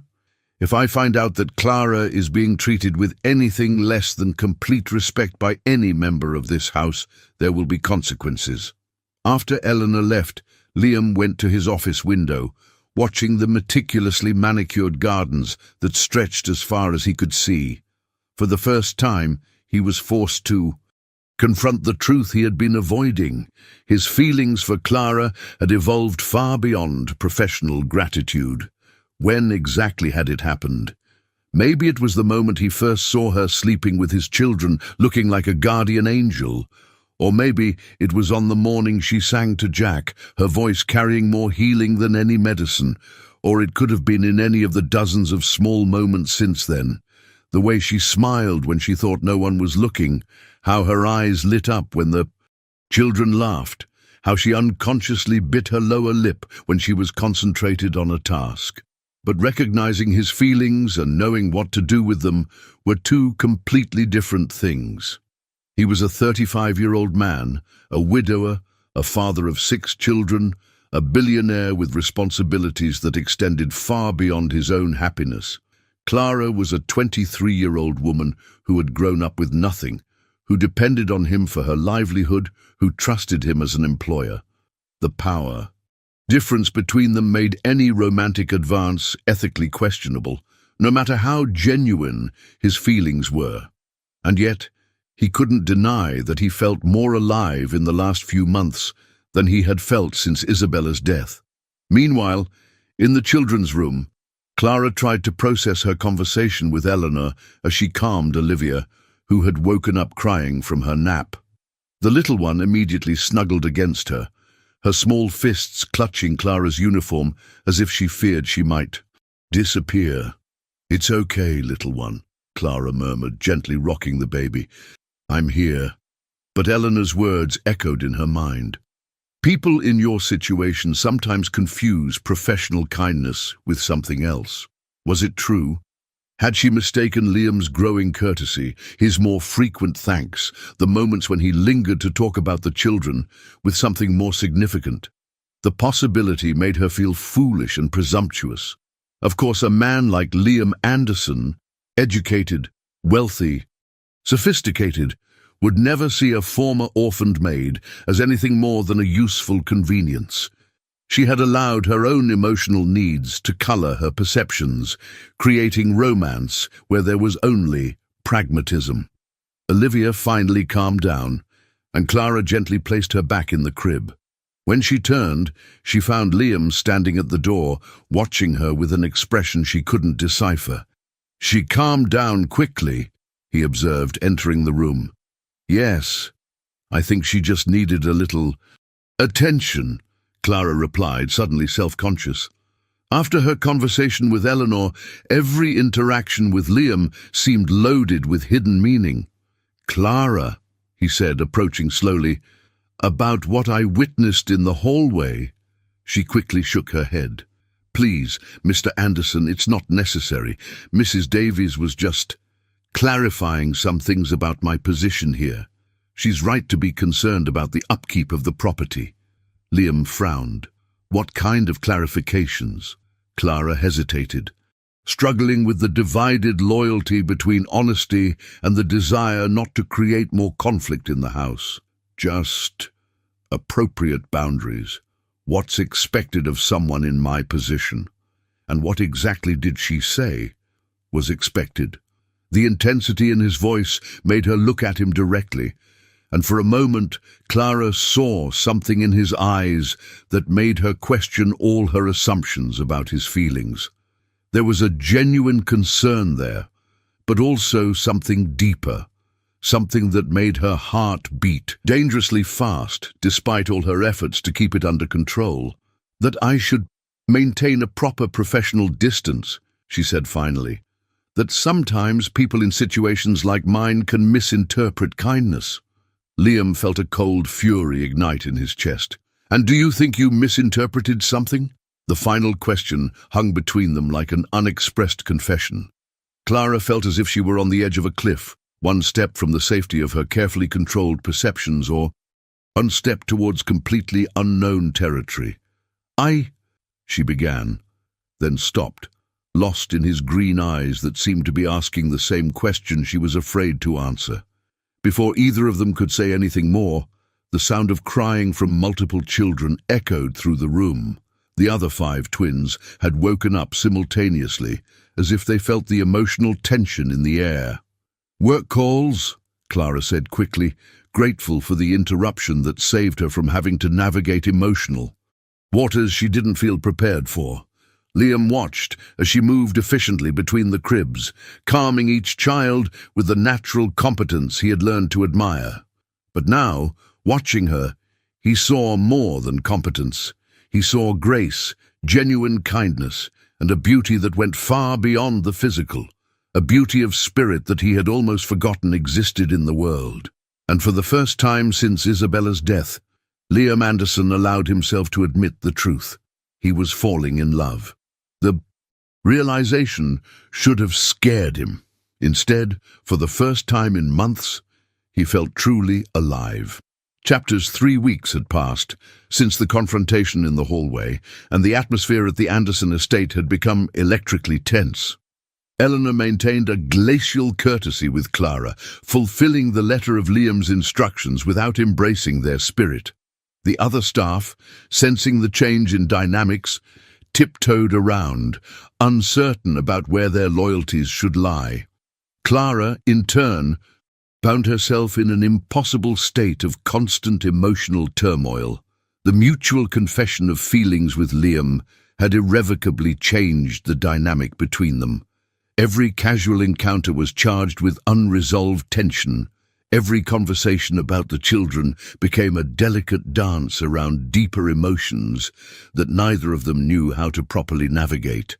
The children, as sensitive as they were to the emotional changes around them, had become clingier with Clara, as if they instinctively knew that something important was at stake. Olivia, in particular, had started crying whenever Clara left her sight, extending her tiny arms towards the only maternal figure they knew. It was on a particularly cold November morning that Eleanor finally played her last card. The children have been invited to a special performance at the local elementary school, Liam announced during breakfast, reading the elegant letter that had been delivered that morning. It's a charity initiative they organize. Annually, local families present their children in small musical and theatrical numbers. Eleanor, serving coffee with her usual efficiency, commented, "It will be an excellent opportunity for the children to socialize with others in the area, although of course they are still too young to actively participate." "Actually," Liam continued, his eyes meeting Clara's across the table, "the letter mentions that families with babies are welcome and that there is a tradition of lullabies being presented. I thought that maybe, if Clara was willing, she could sing to the children as part of the presentation." The silence that followed was deafening. Eleanor almost dropped the coffee pot, while Clara felt her face flush. Mr. Anderson, I don't know if that would be appropriate," Clara stammered. "I mean, I'm just an employee." "You are the person who brought music back to this house," Liam interrupted gently, "and the children respond to your voice in a way that, well, it would be a shame not to share it with other people who could benefit." Eleanor quickly composed herself, but her voice carried a coldness that cut like ice. "Mr. Anderson, with all due respect, public presentations of this type are usually family-oriented. I don't know if it would be understood why an employee would be representing the Anderson family." The observation hit Clara like a punch to the stomach. Of course, Eleanor was right. How could she, a former orphan who cleaned bathrooms, represent one of the most prominent families in Newport Beach? But Liam leaned forward, his eyes fixed on Eleanor with an intensity she had rarely seen. "Eleanor, let me clarify something. Clara would not be representing the Anderson family as an employee. She would be representing the children as someone who cares deeply about them." The pause before "someone who cares" was charged with unexpressed meaning, and everyone in the room felt it. Clara looked between Liam and Eleanor, realizing she was at the center of a much bigger battle than the simple question of a school performance. Eleanor watched her with eyes that gleamed with barely contained resentment, while Liam looked at her with an expression that made her heart beat dangerously fast. "I would like to think about it," Clara said finally, getting up from the table. "If you'll excuse me, the children must be waking up." As she left the room, Eleanor and Liam remained silent for a long moment. "You're playing with fire," Eleanor said finally, her voice low but charged with warning. "What do you mean?" "You know exactly what I mean." Eleanor leaned across the table. "Liam, I met you when you brought Isabella home as your fiancé. I saw how you loved each other. I saw how she died having your children. And now I see you looking at a girl who has half your life experience as if she were what, Eleanor?" As if she were Isabella, Eleanor finished, her words sharp as a blade. But she's not, Liam. Isabella was educated, sophisticated, from your social class.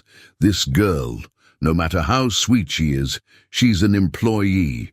An orphan without formal education, without a family, with nothing but a pretty voice and a maternal instinct.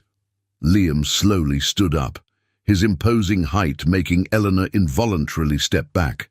"You're right," he said, his voice controlled but furious.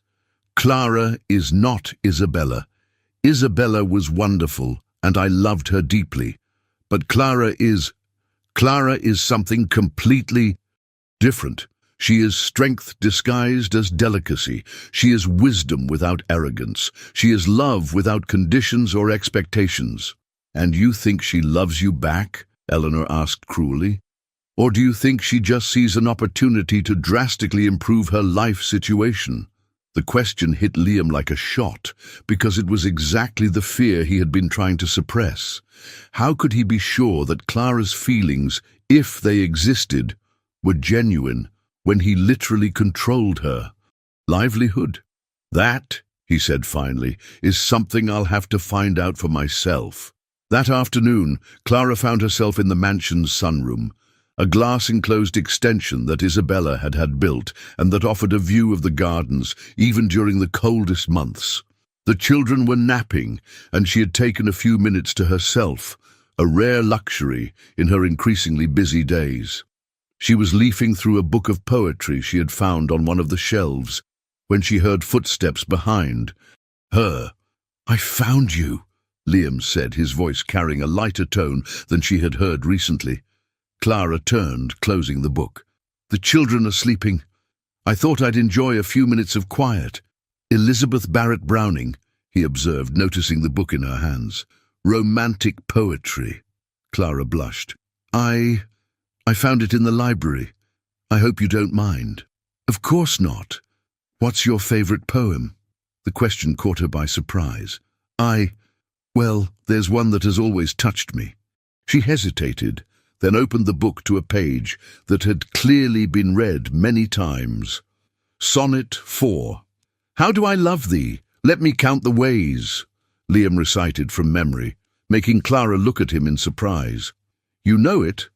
"It was Isabella's favorite too," he said, but without the pain that usually accompanied mentions of his late wife.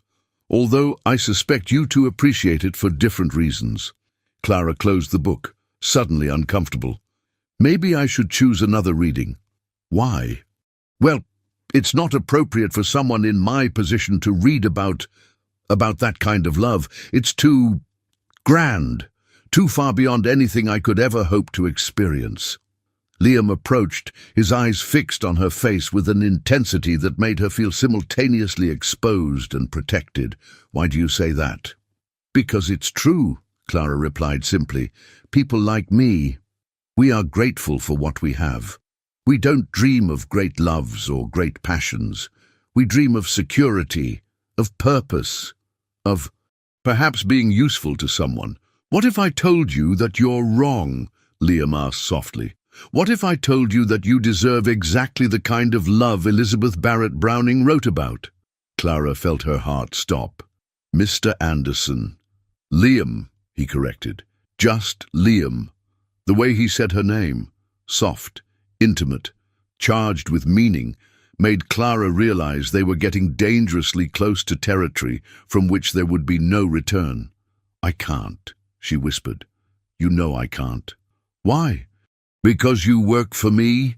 Because you came from an orphanage? Because Eleanor said you should keep your distance?" He took another step closer. "Or because you really don't feel anything but professional gratitude?" The final question hung between them like an unexpressed confession. Clara looked into his green eyes and saw not only the powerful man who was her employer, but also vulnerability, hope, and something that looked dangerously like love. "I do feel," she admitted finally, her voice barely a whisper. "God help me, I feel much more than I should." Liam felt as if the air had been sucked from his lungs. "Clara, but that doesn't change anything," she continued quickly, taking a step back. "You're Liam Anderson. You have more wealth than I can imagine. You have 6 children who need a proper maternal figure. You have a reputation to maintain. And I'm—" her voice broke slightly. "I'm an orphan who cleans bathrooms for a living. Do you think that's what I see when I look at you?" Liam asked, his voice full of disbelief. "It's what the world will see. It's what Eleanor sees. It's what any sensible person would see." Liam reached out his hand, gently touching her face.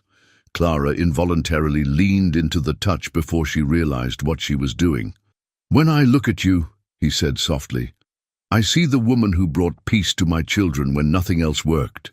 I see someone who sings lullabies in Spanish and can make Jack stop crying with a fever. I see someone who reads poetry in the sunroom and finds beauty in small things. I see someone who grew up without love and yet has so much love to give that she lights up any room she enters." Tears began to form in Clara's eyes. "Liam, you don't understand. I have nothing to offer you." "You have everything," he replied, his voice fierce with conviction. "You have yourself, and that's more than any wealth I could ever possess." For a moment, Clara allowed herself to believe. She allowed herself to imagine a world where such differences didn't matter, where love was enough to overcome social conventions and expectations. But then reality returned like a cold wave. "And your children?" she asked. "They deserve someone who can be a real mother to them. Someone educated, refined, appropriate for their social position. They deserve someone who loves them unconditionally," Liam replied. "Someone who will sing to them when they're sick, who will make them feel safe and loved. Someone exactly like you." Before Clara could answer, the sound of footsteps echoed through the sunroom. They moved away from each other quickly, but not fast enough. Eleanor was standing at the entrance, her blue eyes gleaming with a mix of triumph and something that looked dangerously like hate. "I apologize for the interruption," she said, her voice dripping with fake politeness. "But the children woke up and are asking for Clara." "Of course," Clara replied quickly, grateful for the excuse to escape the emotional intensity of the moment. She walked past Eleanor without making eye contact, but she could feel the housekeeper's eyes burning into her back. After Clara left, Eleanor turned to Liam with an expression he had never seen before, something between disappointment and fury. "So, this is how it's going to be?" she asked. "What do you mean, Eleanor? Are you really going to humiliate Isabella's memory by falling for an employee?" The accusation cut deep, but Liam felt more anger than guilt. "Isabella's memory cannot be humiliated by me finding happiness again. She would have wanted me to be happy. With someone appropriate," Eleanor insisted, "with someone who could honor the legacy she left behind." "Clara honors that legacy every day," Liam replied coldly. "She loves Isabella's children as if they were her own. She brought joy back to this house. Isabella would have adored her." Eleanor felt something break inside her, 20 years of secret hopes, of unrequited love, of believing that maybe, someday, he would turn to her as something more than a loyal employee. "Then you've made your decision," she said, her voice dangerously calm. "About Clara? Not yet. But about the kind of man I want to be, the kind of father I want to be for my children. Yes, I have." Eleanor nodded slowly. "I see. Then I hope you're prepared for the consequences." "What consequences?" But Eleanor was already leaving Liam with a dark premonition that the battle for the soul of his house was just beginning. What do you think of the story?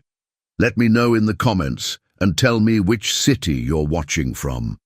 Chapters. The tension at the Anderson estate had reached a boiling point. In the days following the confrontation in the sunroom, Eleanor moved through the house with a sinister energy, her plans taking shape in the shadows of the corridors she knew better than anyone alive. Clara, in turn, found herself in a state of cautious happiness. The mutual confession of love with Liam had changed everything. The glances they exchanged were now charged with promise. Conversations about the children became intimate and domestic, and there were stolen moments in the corridors where he would touch her hand, or she would straighten an imaginary crooked tie just to be close to him. But Eleanor's shadow hung over all of this like a storm cloud. It was on a particularly cold December afternoon that Eleanor finally played her most elaborate card. Clara was in Liam's main bedroom, a territory she normally avoided, but which she had been forced to clean due to the absence of another employee who had fallen ill. The room was magnificently decorated, dominated by a king-size four-poster bed and dark mahogany furniture that spoke of generations of family wealth. On the dresser, in a prominent position, was a small jewel that Clara had noticed many times during her cleanings, a sapphire and diamond brooch that she knew had belonged to Isabella. Liam kept it, there as a kind of memorial, a tangible reminder of the love he had lost. Clara had always given the brooch a respectful distance, carefully cleaning around it without ever touching it. But that day, as she polished the marble surface of the dresser, her sleeve happened to brush against the small piece. The brooch slid from the smooth surface and fell to the marble floor with a sound that echoed through the room like a gunshot. Clara immediately knelt down, her hands trembling as she examined the jewel. To her distress, she realized that one of the small prongs holding one of the diamonds had come loose, and the precious stone had rolled under the bed. "No, no, no," she murmured to herself, crawling on the floor in a desperate attempt to find the lost diamond. Her hands frantically searched the carpet, her eyes filled with tears of panic. That's how Eleanor found her, on her hands and knees on the floor of Liam's room, Isabella's brooch clearly damaged in her hands. "My God!" Eleanor exclaimed, her voice full of carefully rehearsed shock. "What have you done?" Clara looked up, her face pale with terror. "It was an accident," she stammered. "I was cleaning and my sleeve brushed against it. I was trying to find the diamond that came loose." Eleanor approached, her eyes fixed on the damaged jewel. "Do you know what this is?" "It's Mrs. Anderson's brooch," Clara whispered. I know how much it means to Mr. Anderson. Please, let me explain." "Oh, you will." "Explain," Eleanor said, her voice taking on a tone of false concern. "But not to me." Before Clara could protest, Eleanor was yelling down the hallway, "Mr. Anderson! Mr. Anderson, please come quickly!" The sound of running footsteps echoed through the marble corridors. Liam burst into the room, his eyes immediately fixing on the scene. Clara kneeling on the floor, tears streaming down her cheeks, Isabella's brooch clearly damaged in her hands. The silence that followed was deafening. "Liam," Eleanor said softly, "I'm so sorry. I arrived and found, well, you can see for yourself." Liam looked from Eleanor to Clara, his face an indecipherable mask.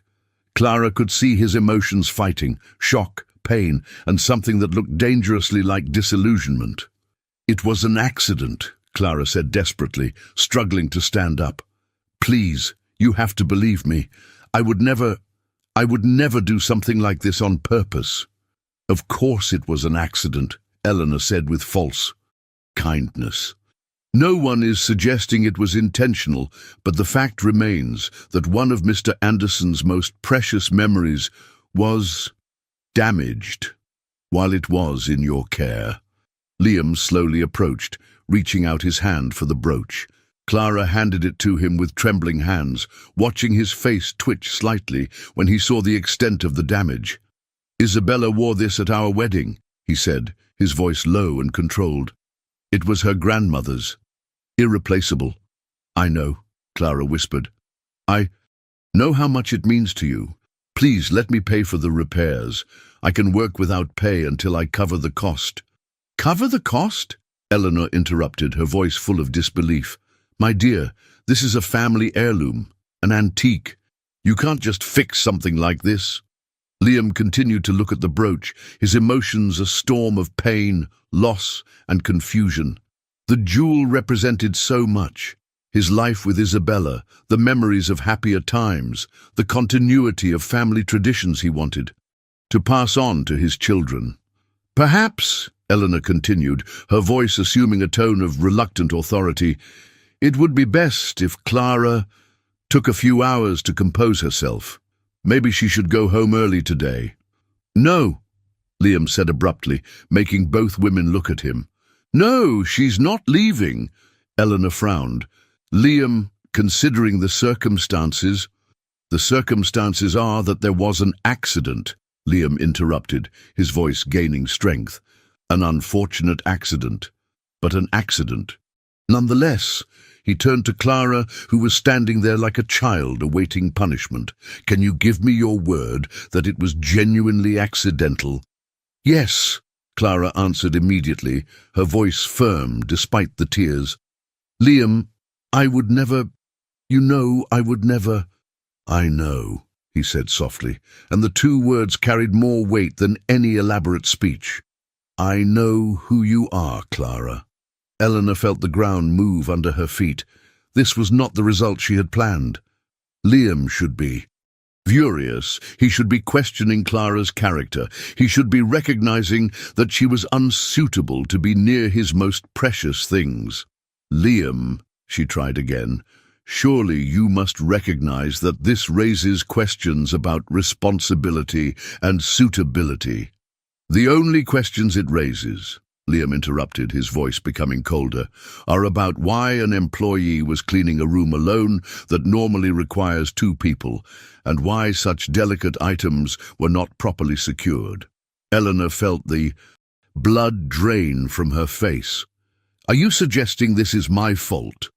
I'm suggesting that accidents happen when people are overworked and when proper precautions aren't taken. Liam turned to Clara. Are you okay? Clara nodded, still trying to process the fact that he was not only not firing her, but apparently defending her. Then let's get back to work, Liam said. And Eleanor, in the future, I want you to make sure that valuable items are properly protected during cleaning. This kind of accident should never have been possible. As Liam left the room, Eleanor stood there, watching Clara with an expression of pure hatred that made the young woman involuntarily step back. This isn't over, Eleanor whispered, her mask of professionalism finally slipping. You may have fooled him for now, but I know girls like you, opportunists, manipulators, and I will prove it. Clara felt a shiver of fear run down her spine. For the first time since she arrived at the Anderson estate, she realized that she was in real danger, not just of losing her job, but of becoming the victim of a personal vendetta that went far beyond simple professional protectionism. That night, after putting the children to bed, Clara headed to the sunroom, hoping to find a few moments of peace to process the day's events. Instead, she found Liam already there, standing in front of the large windows that offered a view of the moonlit gardens. I thought I might find you here, he said without turning. Around. You're not mad at me, Clara asked, her voice small. Liam turned, and in the soft light of the garden lamps, Clara could see that his face held weariness and something that looked like deep sadness. For an accident? He asked. No, Clara, I'm not mad about that. Then why do you look so upset? Liam sighed, running a hand through his hair, a gesture Clara had learned to recognize as a sign of internal stress. Because I realize I've put you in an impossible position, he said. Finally. The tensions in this house, the hostility you're facing, it's because of me. It's not your fault that people don't like me. It's not a question of them not liking you, Liam approached, his green eyes intense in the soft light. It's a question of them seeing what I feel for you and reacting to it. Clara felt her heart race. Liam. I tried to keep my distance, he continued, his voice low and intense. I tried to convince myself that what I feel is just gratitude or loneliness or anything else I could rationalize. But today, when I saw you so distressed, so scared that I might think badly of you, I realized that this goes far beyond anything rational. What are you saying? Liam took another step closer, his presence filling all the space around her. I'm saying that I'm in love with you, Clara Williams. Completely, irrevocably in love. The words hung in the air between them like a confession that changed everything. Clara felt tears filling her eyes. Not of sadness, but of an emotion so intense it had no name. Me too, she whispered. God help me, I'm in love with you too. Liam reached out his hands, gently touching her face. So what do we do? I don't know, Clara admitted, leaning into his touch. There are so many obstacles. Like what other people will think, how Eleanor feels, how society will react. Liam shook his head. Clara, I've spent months trying to please other people, trying to be what everyone expected of me. And what has that brought me? A house full of tension and children who only find peace in the arms of a woman I was trying to keep at a distance because of social conventions. What if we're wrong? What if this is just proximity, need, circumstances? Liam silenced her doubts by leaning in and gently touching his lips to hers. The kiss was gentle, hesitant at first, then growing in intensity as both of them recognized the truth of their feelings. When they parted, both were breathless. This doesn't feel like circumstances to me, Liam murmured against her lips. Clara laughed through her tears. No, it doesn't. Then let's stop fighting it. Let's see where it takes us. And the others? Eleanor? What will people say? Liam pulled her closer, his arms wrapping her in a protection she had never experienced before. Let me deal with Eleanor and anyone else who has a problem with it. You're the woman I love, the woman my children love. That's all that matters. For the first time since she arrived at the Anderson estate, Clara allowed herself to believe that maybe, just maybe, an orphan could find her happy ending in the arms of a prince. But in the shadows of the corridor, Eleanor watched, her plans already taking new shape. If she couldn't destroy Clara through sabotage, she would find another way. Because 20 years of unrequited love had hardened her heart beyond any possibility of forgiveness. And she knew secrets about the Anderson family that even Liam himself didn't suspect. Secrets that could change everything. Chapter's winter had arrived in Newport Beach with an unusual intensity, covering the Anderson estate gardens with a blanket of snow that transformed the property into something out of a fairy tale. But inside the stone walls, the atmosphere was far from magical. Eleanor had become a somber presence, moving through the house with a sinister energy that made the other employees whisper in dark corners. Clara, in turn, existed in a state of cautious happiness. The mutual confession of love with Liam had changed everything. The glances they exchanged were now charged with promise, conversations about the children became intimate and domestic, and there were stolen moments in the corridors where he touched her hand or she adjusted an imaginary crooked tie just to be close to him. But Eleanor's shadow hung over all of this like a storm cloud. It was on a particularly cold January morning that Eleanor finally played her last card. Clara was in the children's room, humming softly as she changed Olivia when she heard raised voices coming from Liam's office. It was unusual. Liam rarely raised his voice, and when he did, it usually meant something serious was happening. Curious and worried, Clara put Olivia in the crib and discreetly headed to the corridor. The voices became clearer as she approached the office. I can't be silent about this anymore. Eleanor's voice echoed through the partially closed door. It's my moral obligation to this family. Moral obligation about what exactly? Liam's voice was tense, controlled, but Clara could detect an underlying current of irritation. About the true nature of this girl you're allowing to take care of your children. Clara felt her stomach clench. Whatever Eleanor was planning, it was clear it was directed at her. Clara's true nature? Eleanor, what the hell are you talking about? I did some investigating, Eleanor continued, her voice taking on a tone of false reluctance. About her past, St. Jude's orphanage, Liam, did you know she was removed from there, not on her 18th birthday, but at 16? Clara felt the blood drain from her face. How had Eleanor found that out? And why does that matter? Liam asked, but Clara could detect a new tension in his voice. She was removed for inappropriate behavior with one of the older staff members, a scandal that the orphanage tried to quietly bury. That's a lie, Clara whispered to herself, her hands trembling. Against the corridor wall.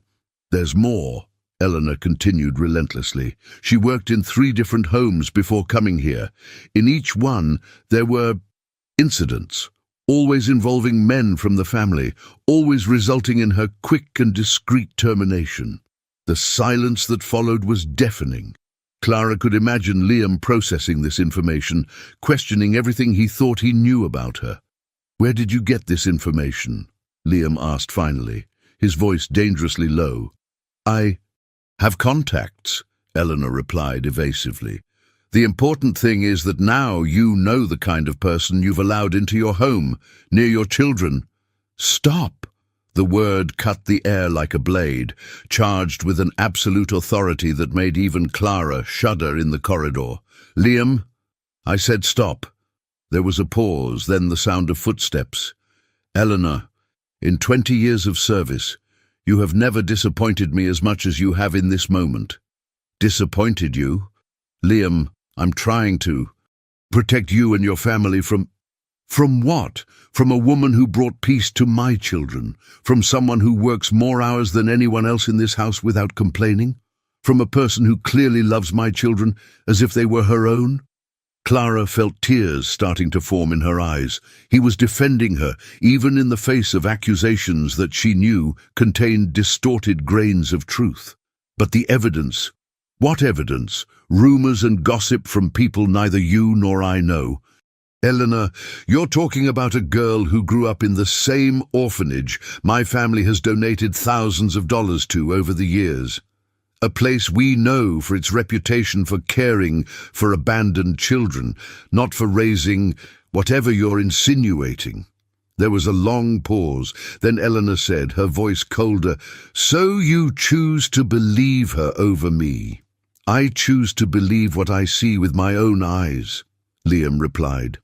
And what I see is a woman who loves my children, who works tirelessly for this family, and who for some reason I can't understand, you've decided to turn into an enemy.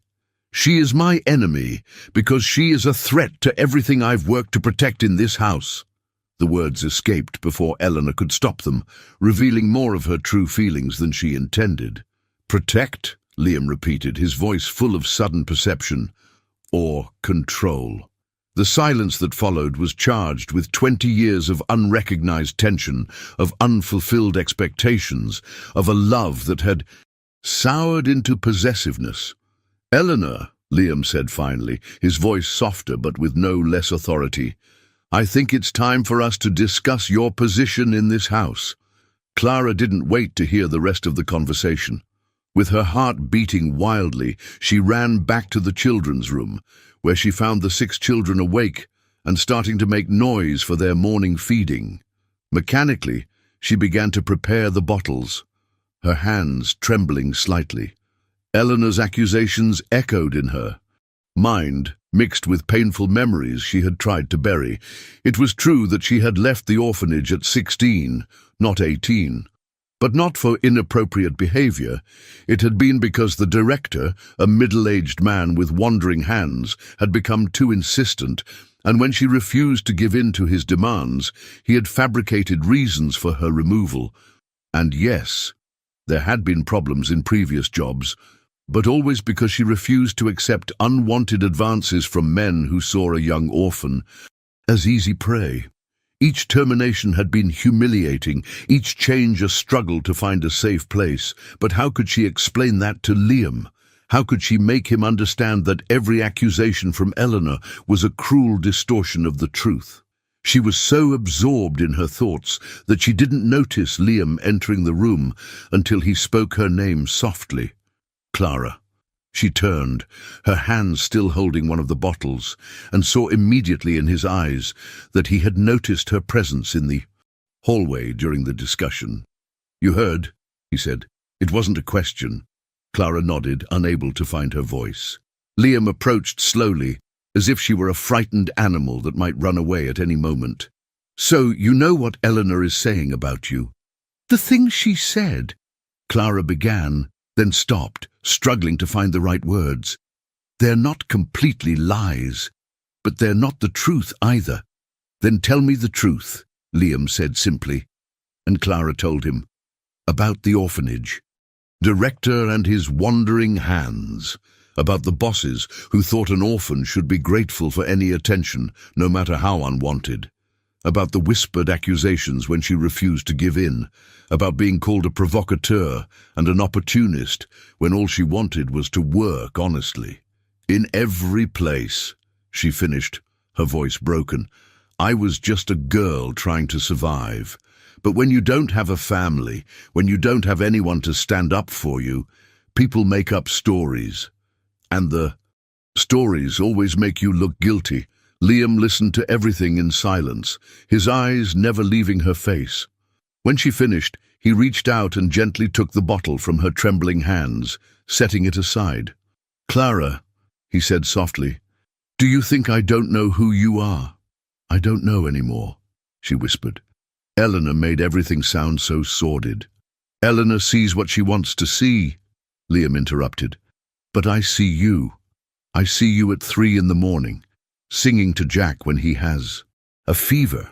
I see you sharing your own lunch with the lost kitten you found in the gardens. I see how you treat every person in this house, from the gardeners to the most important guests, with the same respectful courtesy." He moved closer, his hands framing her face. "I see a woman who grew up without love and yet overflows with love, who faced betrayal and abuse and yet chooses to trust, who could have become bitter and cynical but instead became gentle and generous. Liam, I love you," he said firmly. "I love your strength, your vulnerability, your enormous heart, and if Eleanor or anyone else has a problem with that, it's their problem, not ours." Clara felt tears overflowing, but for the first time in days, they were tears of relief and gratitude. "What happens now?" she asked. "Now," Liam said, pulling her into his arms, "we stop letting other people dictate our future. Do you love me?" "Yes. And I love you. And the children adore you. That's all we need to know." Before Clara could answer, a crying sound echoed through the room. The 6 twins, as if sensing the emotional tension in the air, had started to get agitated simultaneously. "Work calls," Clara said, but she was smiling through the tears. "Then let's go to work," Liam replied. Together.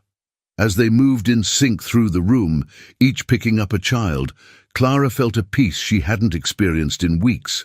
This was her family, not by blood or marriage, but by choice, by love, by the simple decision to take care of each other.